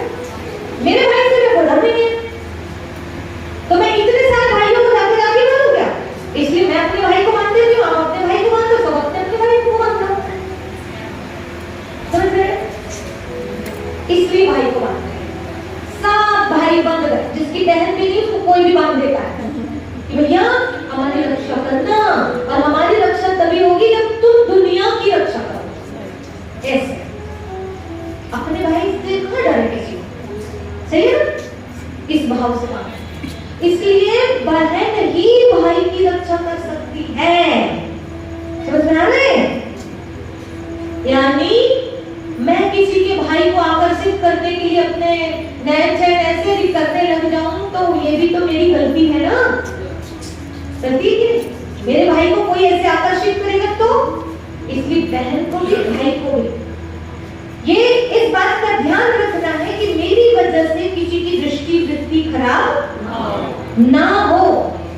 ये हम महिलाओं को आगे आना पड़ेगा, क्योंकि गलती हमने किया है तो सुधारना हमको पड़ेगा। नर्क हमने बनाया तो स्वर्ग हमको बनाना पड़ेगा।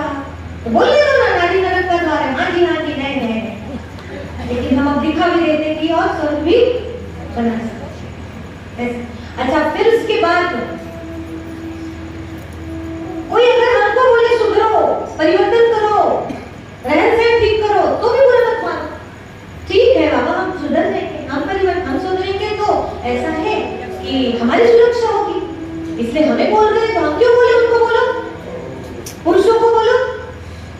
हम अपने आप को सुधारेंगे, पुरुष अपने आप को सुधारेंगे, दुनिया सुधर जाएगी। सही है? हाँ, तो फिर क्या हुआ, जब इन्होंने ज्ञान वृक्ष का फल खा लिया, वही महिला सबसे पहले देहभान में आई, और इसके देहभान के कारण पुरुष ने भी वो गलती किया। अब वो गलती जब उसने किया तो फिर क्या हुआ, दोनों ने काम वासना का फल खा लिया। अब जैसे ही वासना आई, रजोगुण आया, वासना आई, शर्म का भाव कहाँ होता है? वो जो कहानी बताई थी मैंने, शर्म आने लगी उनको, तो उसका निर्वस्त्र हो गए वो भाव आया। वो कहाँ से आया? विषय वासना से ही वो भाव आया। छोटे बच्चों में जहाँ रजोगुण नहीं है उनको शर्म आती है, कपड़े भी नहीं पहने उनको शर्म आती है, उनको ये लड़के का भाव कुछ रहता है, कुछ नहीं रहता। और जब से रजोगुण आया, तमोगुण आया उनके अंदर में, काम वासना आई, वहां से ही ये सारा रोग, शर्म लाज, ये सब चीजें शुरू हो जाती है। फिर उसके बाद ये दिखाया कि श्राप मिला। अब के बाद पुरुष जो है, ये महिला जो है, 9 माह तक गर्भ धारण करेगी और प्रसव पीड़ा सहन करना पड़ेगा। इसके पहले जब तक काम वासना डरी थी महिला और पुरुष में, तब तक वो गर्भ धारण नहीं करना पड़ता था। तो फिर संतान कैसे होती थी? तो सुनो, वहां पर संकल्प से सृष्टि हो गई। ब्रह्मा जी ने कैसे रची थी सृष्टि? संकल्प से। इधर मंत्र पढ़ा और मंत्र पढ़ते ही गोदी में संतान आ गई। ये होता था। आप मानेंगे इस बात को कि नहीं? पुराणों में तो है। राम जी का जन्म कैसे हुआ पता है आपको? यज्ञ से हुआ। यज्ञ से हुआ। और लेकिन उसमें जो गर्भ धारण दिखा है ऐसा नहीं होता, वो समझाने के लिए दिखाया गया है। यहाँ वहां पर प्रकट होते हैं, प्रकट कृपाल, दीन दयाल, कौशल्या हितकारी। जन्म नहीं होता, पहले जीवन स्वयंभू था और श्राप मिला, अब जीवन जन्म लेगा, पहले नहीं था। ठीक है? संकल्प से सृष्टि होती। आप कहेंगे हम कैसे माने कि योग बल से या संकल्प के बल से संतान हो जाती थी, हम कैसे माने? तो देखो आपको बताती हूँ मैं, योग और भोग क्या होता है। जब एक स्त्री किसी पुरुष का चिंतन करती है तो उस समय उसकी जो एनर्जी है उसका अधोपतन होता है, चाहे वो पुरुष हो चाहे वो स्त्री हो। जब एक दूसरे का चिंतन करते हैं तो उसकी एनर्जी का अधोपतन होता है, एनर्जी नीचे की तरफ जाती है। और जब ये आत्मा का चिंतन करे पुरुष या स्त्री तो अपनी एनर्जी का ऊर्ध्वगमन होता है। और जब वो एनर्जी ऊपर की ओर जा रही है, नीचे की ओर जाती है, तो स्त्री पुरुष के मिलन से एक संतान की उत्पत्ति होती है, वो बीज बनता है और उसी बीज से एक संतान की उत्पत्ति होती है। और वही एनर्जी का आत्मा और परमात्मा का चिंतन करते हैं। आत्मा परमात्मा का मिलन सेम स्त्री पुरुष के मिलन की तरह होता है। इसलिए कोई लड़की के पीछे भागता, कोई लड़का के पीछे भागता, कोई भगवान के पीछे भागता है। आपने देखा जैसा सुकून उसमें मिलता है उससे ज्यादा सुकून इसमें मिलता है, पर उसमें एनर्जी अधोगमन की तरफ जाती है और इसमें एनर्जी का ऊर्ध्वगमन होता है, ऊपर की तरफ जाती है। उसमें एनर्जी नीचे जाती है और एक बीज का रूप धारण करके संतान को जन्म देती है। इसमें एनर्जी यहाँ आती है, संकल्प शक्ति बन जाती है। और जब परमात्मा से मिलन होता है आत्मा का, तो ये संकल्प में इतनी पावर आ जाती है कि मैं जो सोच लूं वो हो सकता है।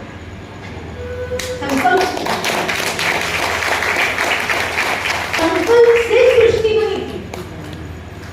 यहां सोच लिया विमान आ जाए, विमान आ गया।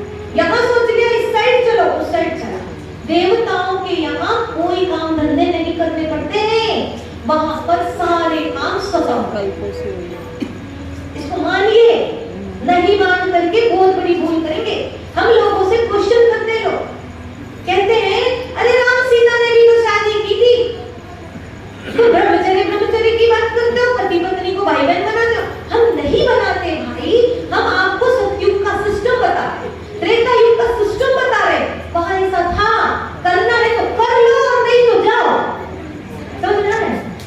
हम क्वेश्चन मत करो, और समझ में नहीं आता तो पूरा पूछो, अच्छे से पूछो, पर ये नहीं कि आपने उस चीज को ही छोड़ दिया। अब बताओ, भगवान आके ये बात कह रहे हैं और आप उस चीज के कारण इसको छोड़ रहे हो, इतनी बड़ी चीज को। कौन सा ज्ञानी समझदारी का काम कर रहे हैं? भाई बहन बनाते इसलिए नहीं जाते, गजब हो गया। समझने की कोशिश तो किया करते थोड़ा। तो संकल्प से सृष्टि बनती है। यहां हमने गॉड क्रिएट किया, जो चाहा सो। हमने एक दिन बताए थे, भगवान ने प्रकृति को बोला था कि मेरे बच्चे जो सोचे वो कर देना। ये भगवान ने ऑर्डर दिया था प्रकृति, और प्रकृति ये 5 फन का सर्प की तरह बताया। विष्णु जी शेष सैया में लेके गए, यानी विष्णु जी आराम से टेंशन फ्री हो गए, जिंदगी जी रहे, क्योंकि ये प्रकृति के 5 तत्व उसके सारी चीजें उपलब्ध कराए। और लक्ष्मी जी पांव दबा रही है, मतलब वहां धन चरणों की दासी है, धन कमाने की जरूरत ही नहीं है। और सब ऐसे हाथ वाले, देने वाले, लेने की कोई जरूरत नहीं। तो अभी भगवान कलयुग के अंत में आके कहते हैं, अभी देवता बनो, देवता बनो, देने की प्रवृत्ति डालो, किसी से लेने का भाव मत रखो। शादी में भी जाते हो ना, तो साड़ी लेने के भाव से मत जाए। वहां से लौट के आते हैं और कहते हैं हम जिठानी के मायके में गए थे, जिठानी के लिए इतनी महंगी साड़ी और हम लोगों के लिए इतनी सस्ती सस्ती साड़ी।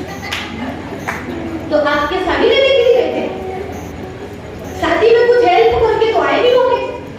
वहां जाके खाए पिए मौज करे सब किए, साड़ी भी मिली और उस साड़ी की भी वैल्यू नहीं किया, है ना? तो हम हर जगह बस लेने के लिए जाते हैं, लेने के लिए जाते हैं। क्या ये लेना चाहिए? तो क्या लेने का भाव हटा सकते हैं जिंदगी से? आज के बाद ऐसे लगना है कि ऐसे 2 रोटी हो गए तो मांगना नहीं है, मांगने से मरना भला। ठीक है? बिन मांगे मोती मिले, मांगे मिले ना भी, और मांगने से मरना भला। ये सतगुरु की क्या? हम कौन है? दाता की संतान, देने वाले। ठीक है ना? कौन कौन देने वाले? आपने कहीं दे रहा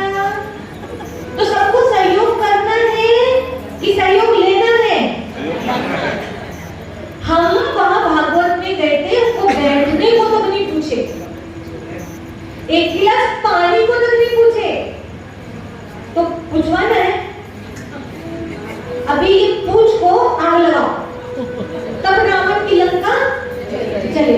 समझ में? मेरी तो पूंछ रूसी नहीं है, मेरी तो कोई पूंछ ही नहीं है, ये पूंछ को आग लगाओ। समझ रहे हैं?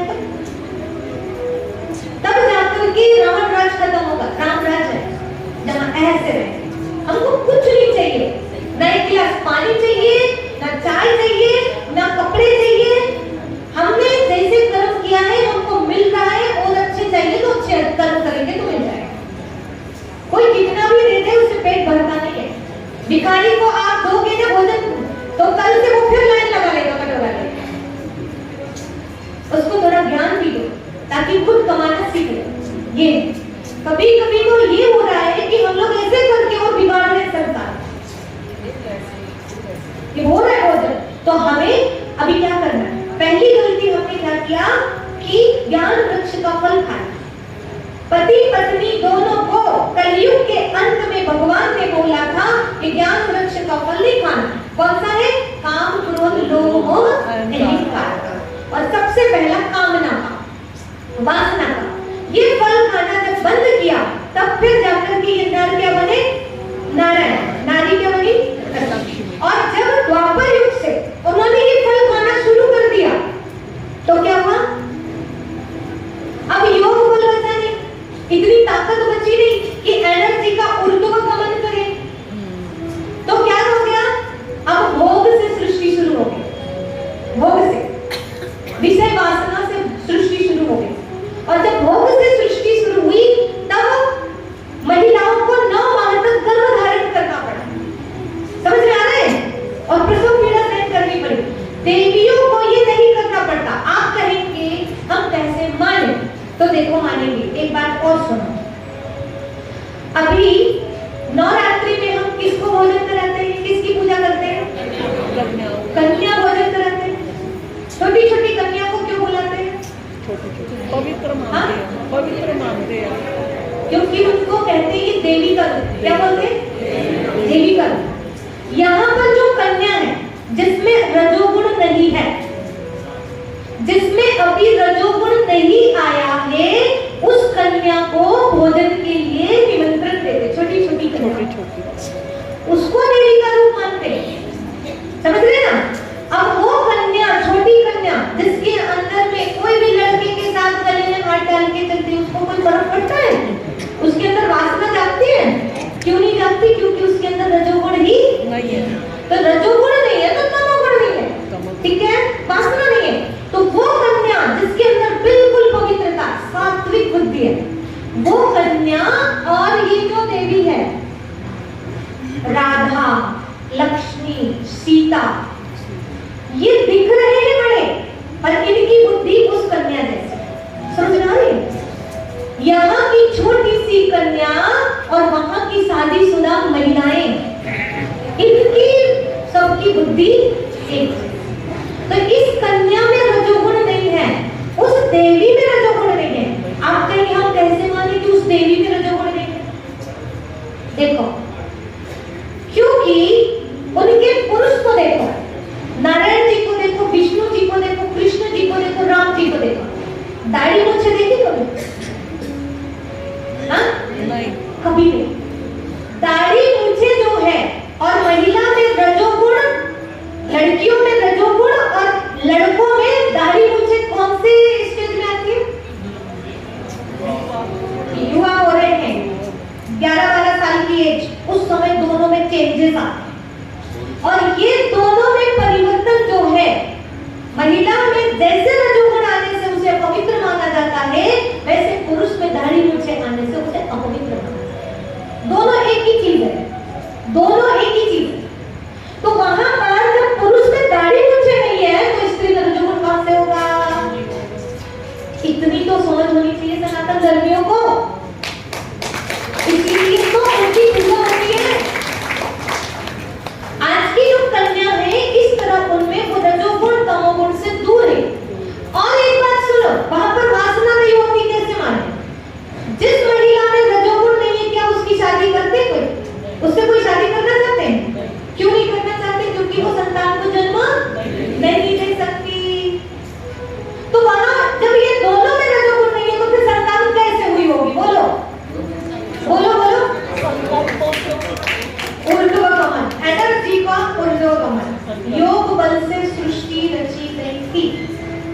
लेकिन इस रहस्य को ना जानने के कारण हमने अपने देवी देवताओं को भी कैसे बना दिया।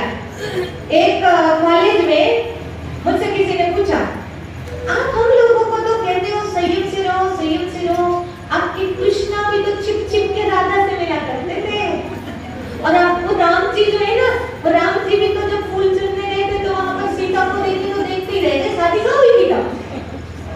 उनमें भी तो था। हम राम सीता की बात कर रहे हैं, कृष्ण राधे की बात कर रहे हैं। आप सोच के देखो, क्या उनके अंदर कोई विकार होगा? जिनकी छवि आज मूर्त देखने से मन खुश हो जाता है, क्या उनमें कोई विकार होगा? हम इतने सनातन धर्मी हैं, इतनी कृष्ण पर चर्चा करते, इतनी भागवत सुनते, इतनी राम कथा सुनते, अखंड रामायण करते हैं, पर इतनी समझ नहीं आई है कि हमारे देवी देवता निर्विकारी हैं। तभी तो उनकी पूजा करते हैं। ये तो क्यों करते हैं? हमारी जैसे रहते तो हम उनकी पूजा क्यों करते हैं? और ब्रह्मा जी की पूजा क्यों नहीं होती? दाढ़ी मूछे, दाढ़ी मूछ रजोगुण का प्रतीक है, और वो कलयुगी इंसान है, इसलिए उनकी पूजा नहीं। तो वहां उनको श्राप मिला कि तुमने इस ज्ञान वृक्ष का फल खा लिया, इसीलिए अब तुम्हें प्रसव पीड़ा सहन करनी पड़ेगी और गर्भ धारण करना पड़ेगा। और अब तक जीवन स्वयंभू था, अब जीवन जन्म लेगा, ये बोला। अब जीवन जन्म लेगा। और पुरुष को कहा था, अब तक तो बिना मेहनत के आराम की जिंदगी थी। नारायण जी कोई ऑफिस नहीं जाते, कोई खेत नहीं जाते थे, कोई काम धंधे नहीं, आराम। इससे अब नहीं चलेगा। जब भोगी बने हो तो मेहनत करो और पेट भरो। समझना क्या? बिना मेहनत के पेट नहीं भरो, भूखे मरोगे।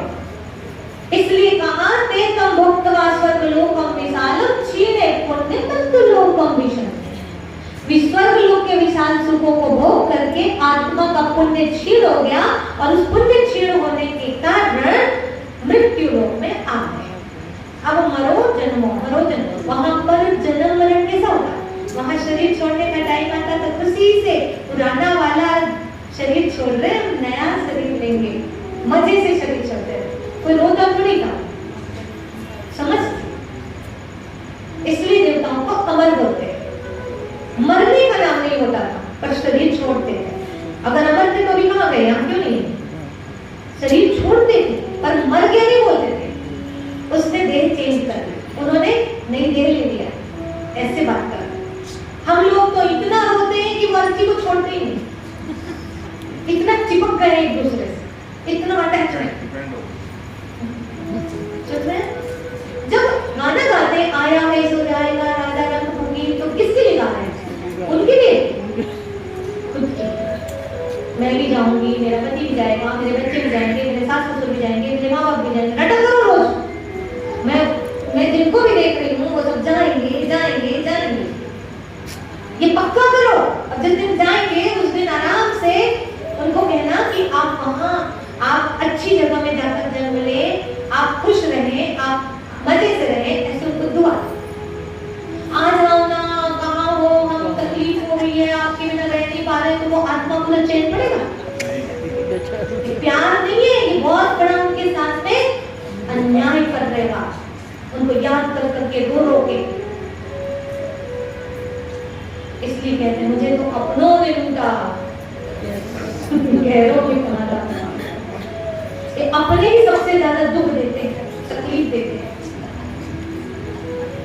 अभी अमेरिका में भूकंप आ जाए तो कहाँ गया होगा?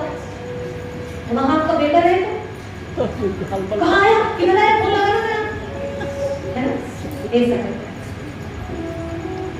जैसे दुनिया है वैसे मेरे बच्चे हैं, क्यों इतना ज्यादा फिक्र करते हैं? इसलिए गीता पाठ करो सुबह शाम। और गीता पाठ खुद से नहीं बनता, मुरली सुनो, सुबह शाम मुरली सुनो, आश्रम में जाके सुनो, स्टूडेंट बन के सुनो।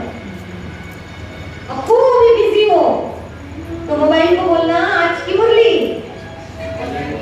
उसको बोलना आज की मुरली, वो निकाल के दे दो, बोल के भी बताए।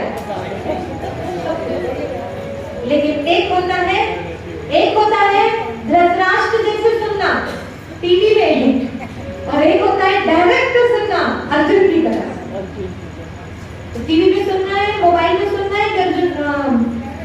से सुनना है, डायरेक्ट सुनना है, उसके लिए जगह पे आओ, जगह पे आओ, ठीक है। अंतर होता है, अभी कोरोना काल में स्टूडेंट स्कूल में जाते थे, क्या हाल हुआ? अच्छी पढ़ाई हुई, इसीलिए टीचर चाहिए, इसीलिए तो यहाँ बने होते, आश्रम बने होते, मंदिर बने होते, गुरुद्वारे बने होते, मस्जिद बने होते, इसलिए नियम से जाने। वहाँ कोई एक आध डांटने वाला भी हो हमको, कहाँ गए थे, क्यों नहीं आए, क्या किया, ऐसा होना चाहिए कि नहीं होना चाहिए? होना चाहिए। अच्छा, तो ये तो समझ में आ गया कि हम सत्युग त्रेता में कैसे थे।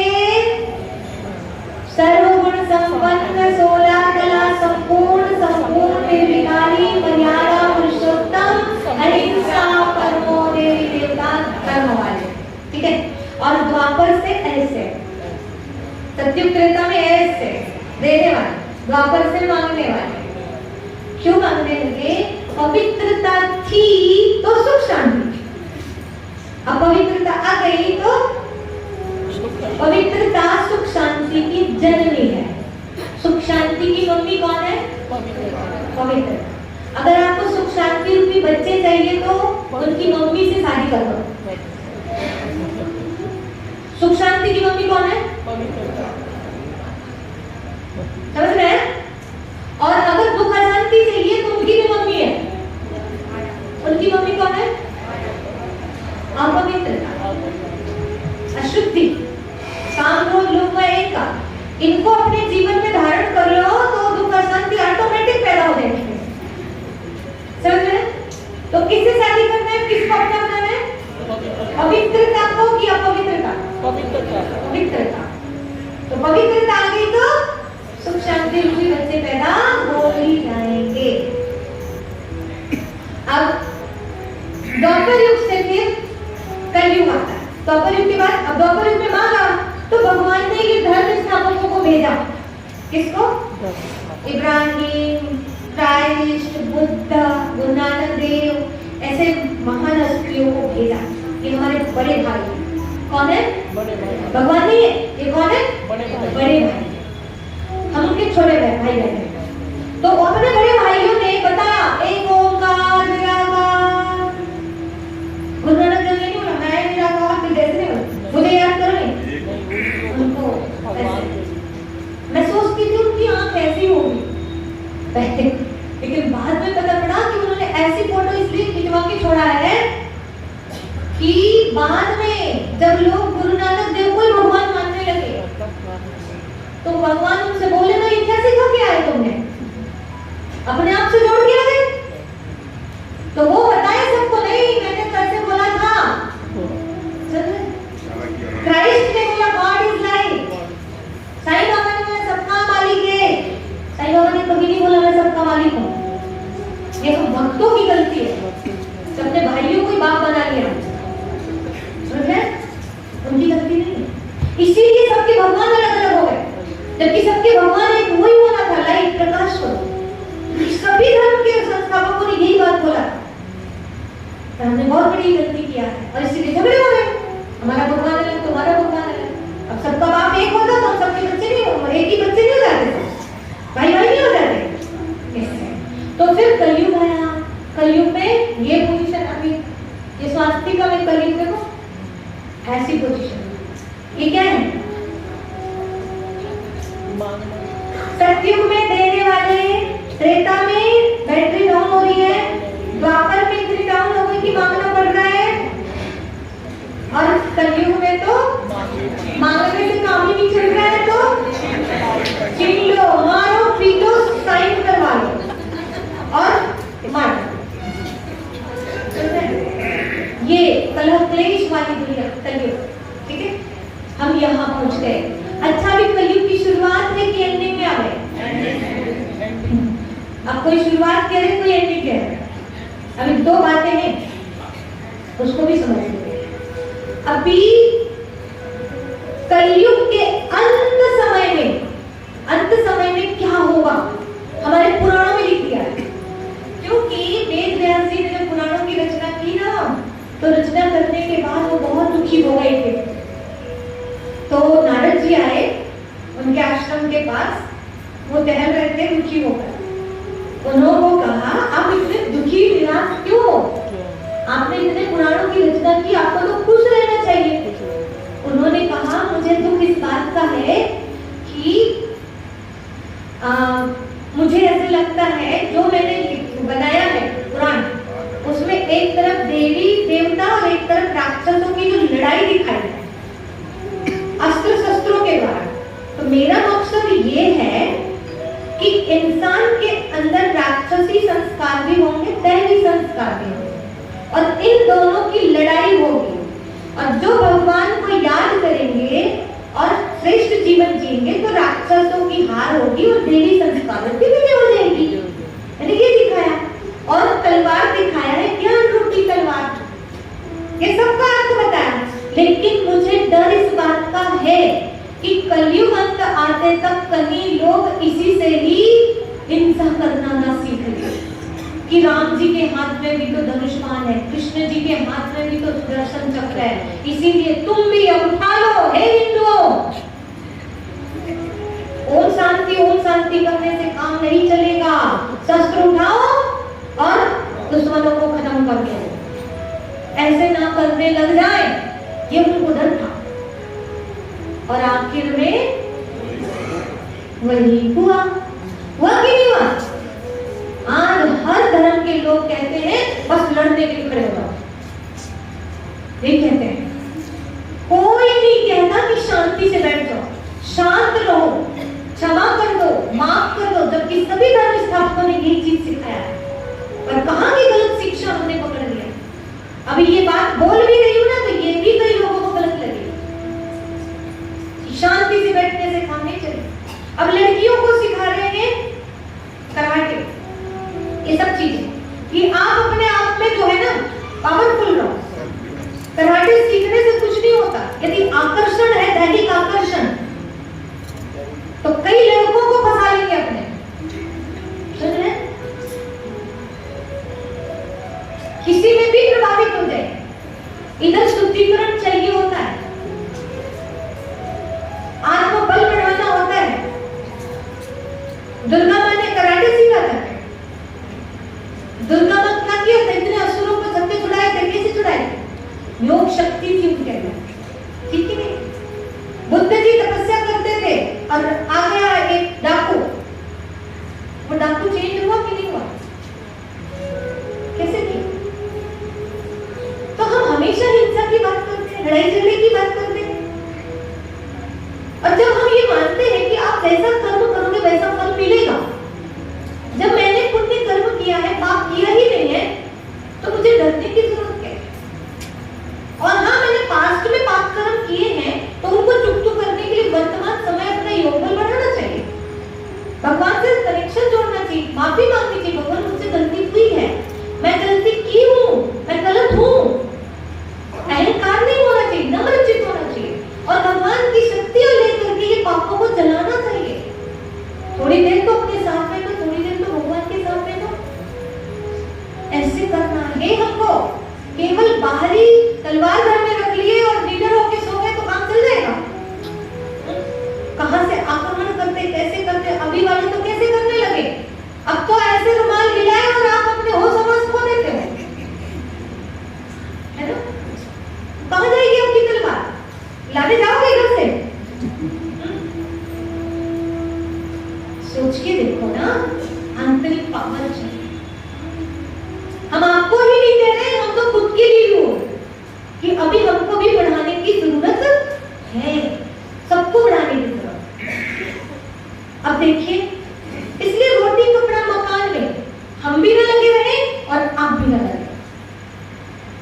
अपना वक्त निकालो 8 घंटे अध्यात्म के, 8 घंटे जीवन निर्वाह के लिए काम करने का और 8 घंटे आराम करो।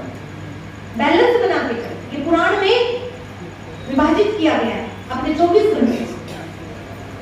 और ऐसे जो करेगा वो पश्चाताप नहीं करेगा। जैसे मैं प्रवचन में ही पूरा टाइम लगा दूं और स्वयं के लिए टाइम ना दूं, तो मैं भी धोखा खा सकती हूं।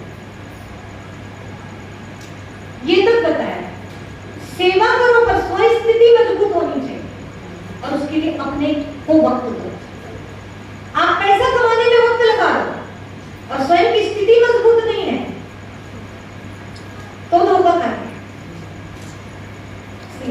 भगवान को नहीं मानते हम, तो हमको इन चीजों से मतलब नहीं है, ऐसा मत बोलो।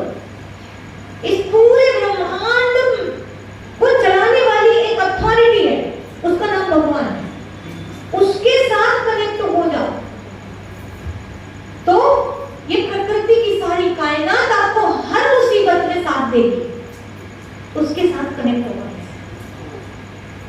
वो सबको मदद करने के लिए पेड़ को भी भेज सकता है, मतलब उस समय वो वृक्ष आपको मदद कर देगा, आपको पता नहीं चलेगा। ऐसा होता है। तो किसी भी तरह से आपको मदद मिल सकती है। ये समय की पुकार है, आपको शुद्धिकरण करो। अब कलयुग अंत है कि क्या है, ये पुराणों में वेद व्यास जी को पता था कलयुगी लोग कैसे हो जाएंगे। वहां तो पुराणों की ये तक पता था कि कलिमल से धर्म सब लुप्त भये सदग्रंथ, सारे सदग्रंथ भी लुप्त हो जाएंगे, सच्ची बातें पूरी छिपा देंगे और जो काम चलाऊ बातें हैं कलयुगी लोगों के हिसाब से वो बातों को ऊपर कर देंगे, जो यथार्थ बातें वो छिप जाएंगे। इसलिए फिर क्या किया वेद व्यास जी ने कलयुग अंत के लक्षण बताए। जब जब धर्म की हानि होगी तब तब क्या होगा, मैं लिख देता हूं ताकि इसको पढ़ के समझ जाना। तो रामायण में भी है और सभी पुराणों में है, सुख सागर में भी बहुत अच्छे से बताया, सभी में है। कैसे बताया, जब कलयुग का अंत समय आ जाएगा तो अभी महाभारत की बताती है। पांचों पांडव कहने लगे, कृष्ण जब जाने लगे अपने जीवन से तो कहने लगे आप अगली बार आओगे तो हमें कैसा पता चलेगा। ऐसे उन्होंने कहा जब हम अगली बार आएंगे तो क्या होगा वो अभी दिखा देते हैं। तो पांचों जाओ अलग अलग कोने में, अलग अलग दिशाओं में और वहां से लौट के आओ। सभी जाते थोड़ी ही देर में सारे हाँफते हाँफते दौड़ के आते हैं अलग अलग दिशा से। युधिष्ठिर गए, उन्होंने देखा केशव मैंने क्या देखा, ये क्या देखा, तो बोले एक हाथी, एक हाथी था, वो हाथी दो सूंड थी उसकी, दो मुंह थे, आगे भी और पीछे। वो आगे से भी खा रहा था पीछे से भी खा रहा था। तो बोले बैठ जाओ। वो भीम आया भागते भागते, बोले क्या होगा उस समय, बोले उस समय क्या होगा, बस उन्होंने जो देख कर बोले एक गाय अपनी बछड़ी का दूध पी रही थी। बोले अभी तुम बैठ जाओ। फिर तीसरे अर्जुन आए, तो अर्जुन ने आकर के कहा कि मैंने तो एक अजीब गरीब बात देखी। बोले क्या देखा, तो कहा कि एक पंछी था और वो पंछी मंत्र, उसके मुख से मंत्र निकल रहे थे और उसके पंखों में ऋचाएं लिखी थी वेदों की, परंतु वो मांस खा रहा था, पंछी मांस खा रहा था। तो बोले बैठ जाओ। फिर बोला अब आगे बताओ।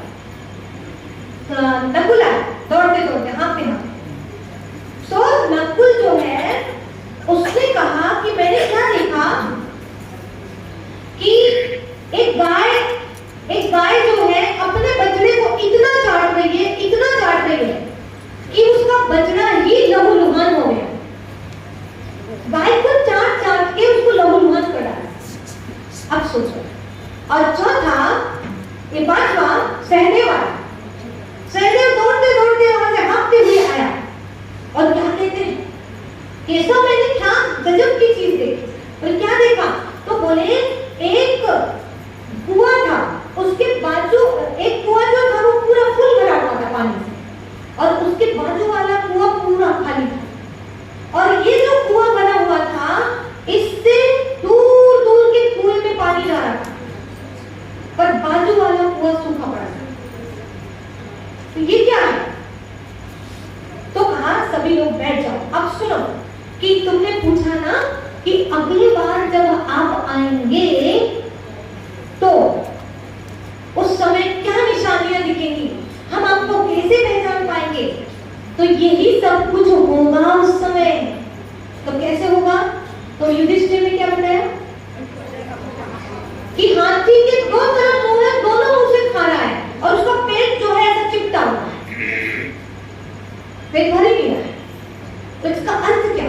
तो बताया कि जब जब धर्म की हानि होगी, जब जब भगवान इस धरा पर आएंगे, तब तब क्या होगा, व्यक्ति को सैलरी तो मिलेगी परंतु उससे पेट नहीं भरेगा, रिश्वत मिलेगा, दोनों तरफ से खाएगा, लेकिन दोनों तरफ से खाने के बाद भी पेट नहीं भरेगा, पेट की बाकी नहीं खाएगा। तो आज ऐसा हो रहा है कि नहीं?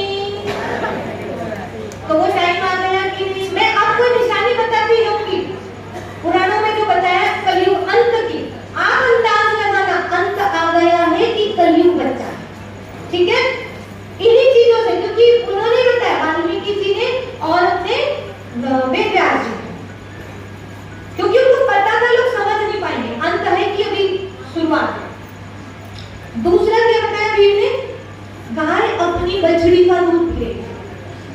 इसका अर्थ ये है कि कलयुग अंत में माँ बाप अपनी बेटी का धन खाने लगेंगे।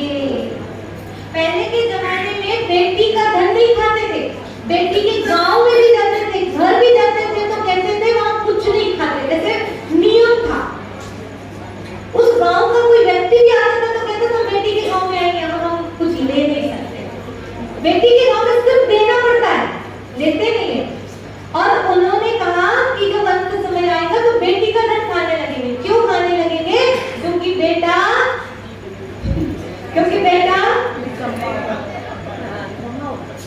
बेटा नहीं करेंगे तो बेटी को करना पड़ेगा।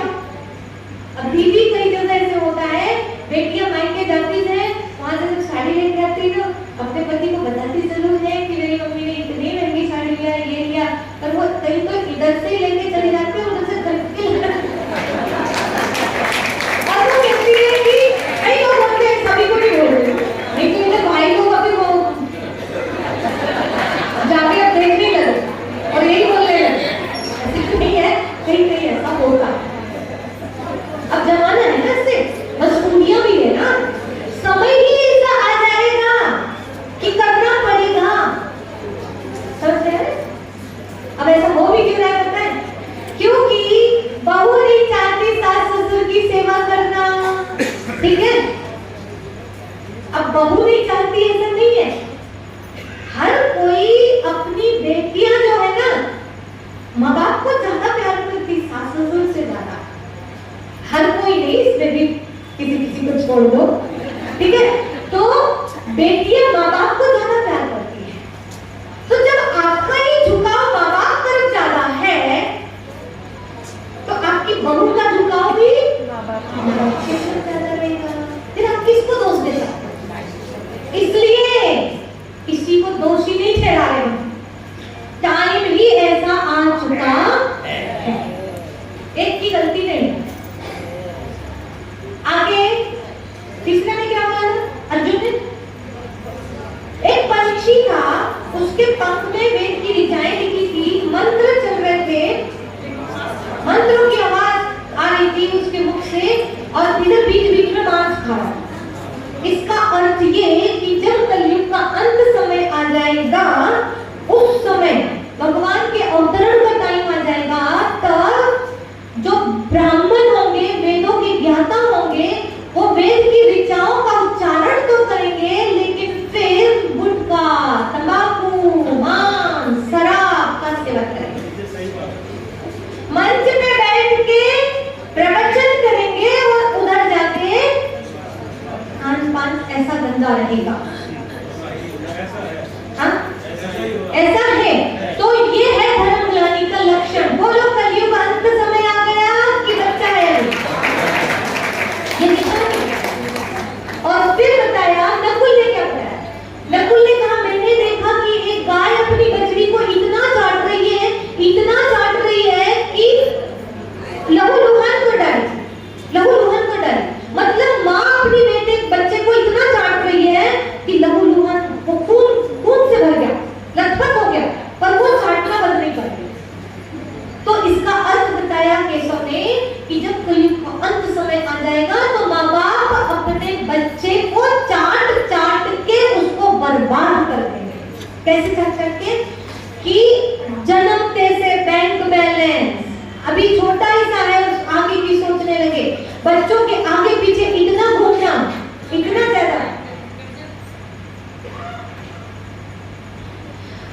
ज्यादा हो गया है कि बच्चों के लिए मोजे भी पहनाना है, जूते भी पहनाना है, बैग भी टांग देना है और छोड़ के भी आना है।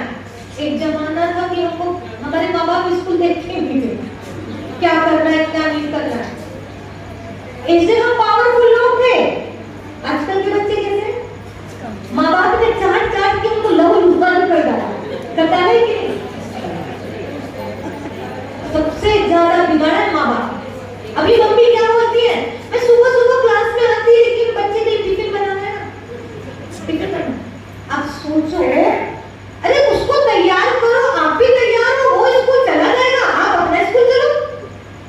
ये क्या है, उसको छोड़ना भी पड़ेगा, उसको ये आपने क्या सिखाया है, इसका परिणाम आपको भुगतना पड़ेगा। समझ रहे हैं? इसलिए बेटी ससुराल जाती है तो टिक नहीं पाती, मायके में चल जाता है, वहां तो नहीं चलेगा। कुछ सिखाओ उनको। अब चलिए, यानी उनको छोड़ो, अपनी उन्नति भी करो, उनका भी ध्यान रखो पर अपनी उन्नति भी करो। उनकी बिल्कुल नौकरानी मत बन जाओ, माँ रहो माँ, ठीक है? कि बेटा तुम झाड़ू लगाओ, तुम्हारे होते हुए हम झाड़ू लगाएं, ये तो ठीक नहीं, ये सिखाओ। अच्छा, लास्ट बात क्या है? शहदेव ने क्या बताया? एक कुआं का पानी बाजू वाले कुएं में नहीं जा रहा है, सूखा पड़ा और दूर दूर। आज के लोग भंडारे दूर दूर जाकर के करवा रहे, मथुरा में, वृंदावन में, यहाँ वहां, लेकिन अपने माँ बाप को पूछते करते, भंडारे करते फिरे घर में भूखा बाप। नई सदी में मिल रही दर्द भरी सौगात, बेटा कहता बाप से तेरी क्या औकात। बहू कहे अब सास से घर में मेरा राज। सुन रहे हैं? मंदिर में पूजा करे, घर में करे कलेश, सब बापू तो बोझा लगे, पत्थर लगे गणेश। सुन रहे हैं?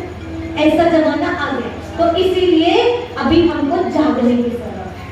समझते हैं? अपने माता पिता की सेवा करो, बड़े बुजुर्गों की सेवा करो। अगर बड़े बुजुर्गों की सेवा नहीं करोगे, कई लोग कहते हैं हमको कुछ दिया ही नहीं, उस भाई को दिया तो वो भाई करे, हम क्यों करें? सेवा का मतलब ही नहीं समझा। अरे आपको जन्म दे दिया, खड़ा कर दिया, इतना सा जो जन्म लिए थे ना, आपको रख देते आंगन में, कुत्ता उठा के ले जाता। अगर वो बड़ा ना करते ना तो आप क्या है, अरे 1 रुपए भी ना देगा तो भी चलेगा, ये जीवन बड़ा कर दिया, इससे और क्या चाहिए आपको? बताओ। हमको कुछ भी नहीं दिया है तो भी हम उनकी जीवन भर सेवा करेंगे। हमको दिन रात डांटते चिल्लाते तो भी हम उनकी सेवा करेंगे, क्योंकि वो उन्होंने हमें जीवन दिया है। अब हम लोग क्या करें, बहनें क्या करें, लड़कियां क्या करें? तो इनके लिए एक ही चीज है कि आप जहां हो वहां माँ बाप की इज्जत को बनाए रखो, यही उनकी सेवा है। उनकी वैल्यू को बनाए रखो, कि उनको ये ना कहे तुम्हारे माँ बाप ने यही सिखाया है, तो हम ऐसे कर्म ना करें कि हमारे माँ बाप की वैल्यू करें। ठीक है? तो अभी इसी बात को ध्यान पे रख के आगे की बात को तो हम कल समझेंगे विस्तार से। धर्म ग्लानि के सारे लक्षण जो है अभी हमने समझा। ये कलयुग का अंत है कि शुरुआत है?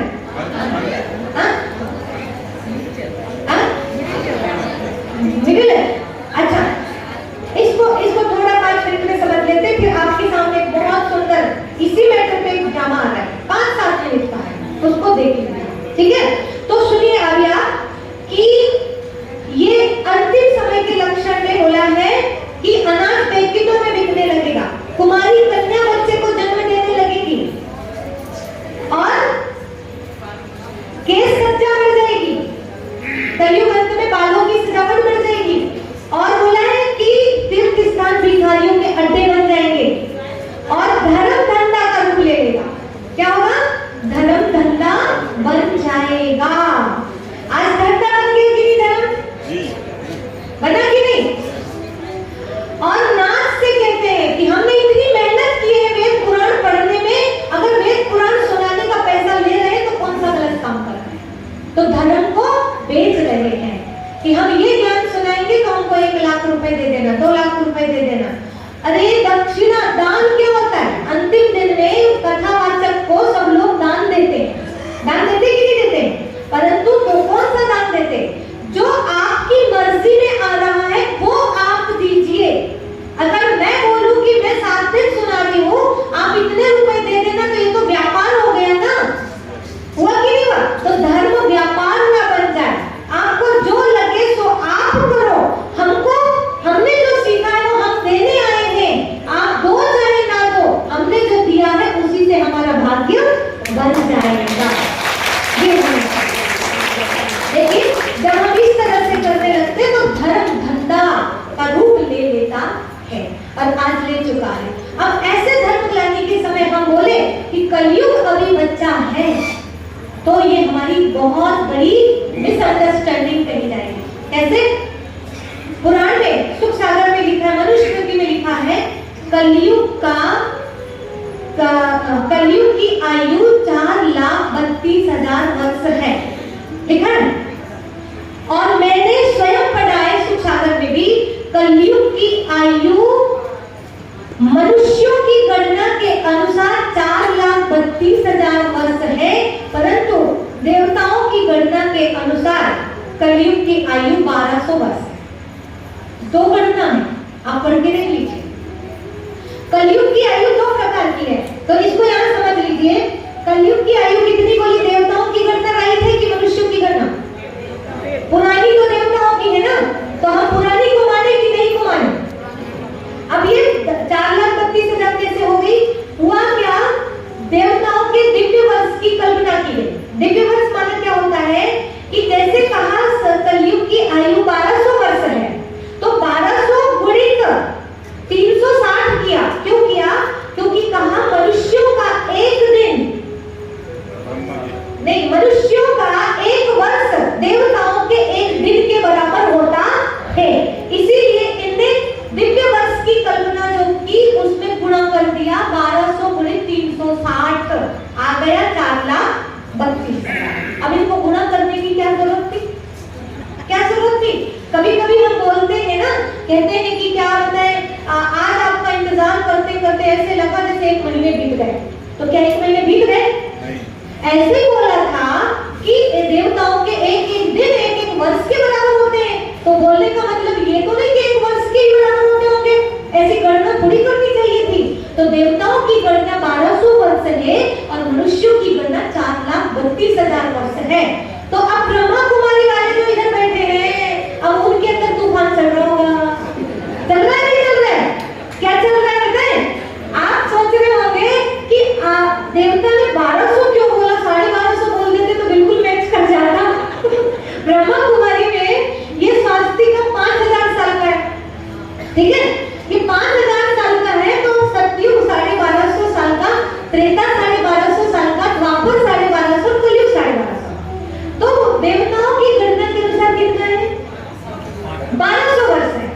अब आप लोग चिंता मत करो, वो ठीक है, राइट है, कैसे देखना है। और संधि काल कितने वर्ष का है? ब्रह्मा की आयु कितने वर्ष की है? शास्त्रों में लिखा है ब्रह्मा की आयु 100 वर्ष की है, ठीक है? तो 100 वर्ष संधि काल का होता है। तो कलयुग का अंत और सतयुग की शुरुआत, दोनों के बीच का जो 100 वर्ष है, 50 साल कलयुग के, 50 साल सतयुग के, ये क्या हो गए? संधि काल। तो कलयुग का कितना हुआ? 1200 हुआ। तो राइट है। तो गिर जाएगी के लिए जोरदार ताली बजाइए। देवताओं की गणना के लिए जोरदार ताली बजाइए। देवताओं की गणना राइट है। और 4,32,000 बोलोगे तो अभी 5,000 साल निकला है, तो 4,27,000 साल बाकी है। क्या आपको लग रहा है?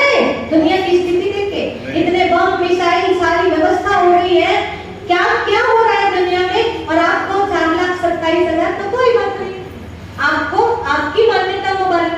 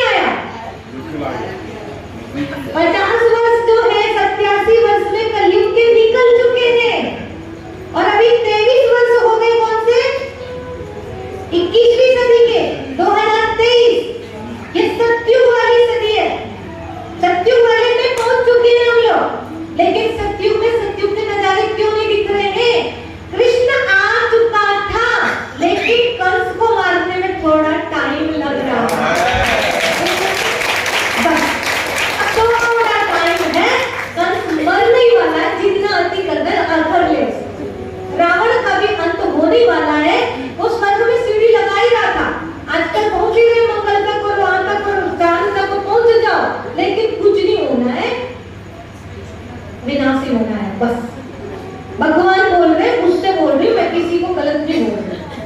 मेरे को उस पे ज्यादा विश्वास है इंसानों से ज्यादा, ठीक है? इसीलिए मैं भगवान की बात करूँ, बाकी बातें कल करेंगे, थोड़ा टाइम हो जाएगा। लेकिन इसके बाद की बात बहुत, करना क्या है हमको, समय की पुकार क्या है, वो रह गई है क्योंकि टाइम हो रहा है, वो कल करेंगे। तो कल सभी शुरुआत से आइएगा, आगे कहानी में थोड़ा प्रश्न उठते हैं।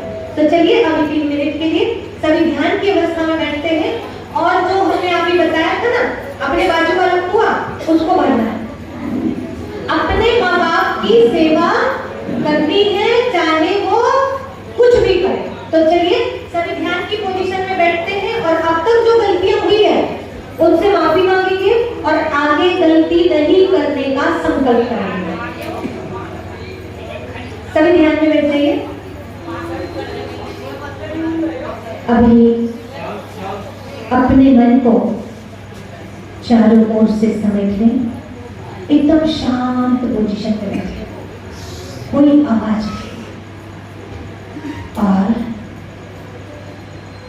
याद करें अपने माता पिता, अपना बचपन, कितनी सेवा की है उन्होंने हमारी, कितना अपना तन मन धन लगाया हमारे प्रति, हमारे लिए अपना सर्वस्व न्यौछावर कर दिया। कभी कभी हमारे लिए उन्होंने अपने भोजन का भी त्याग किया, रात रात भर की नींद त्याग किया, हमारी पढ़ाई के लिए स्वयं त्याग किया और हमें पढ़ाया। याद कीजिए उनकी कुर्बानियां, कैसे कैसे हमको बड़ा किया, पढ़ाया, अपने पांव पर खड़ा किया, और आज अब उनकी बारी आई है, हमारी सेवा का समय आया है।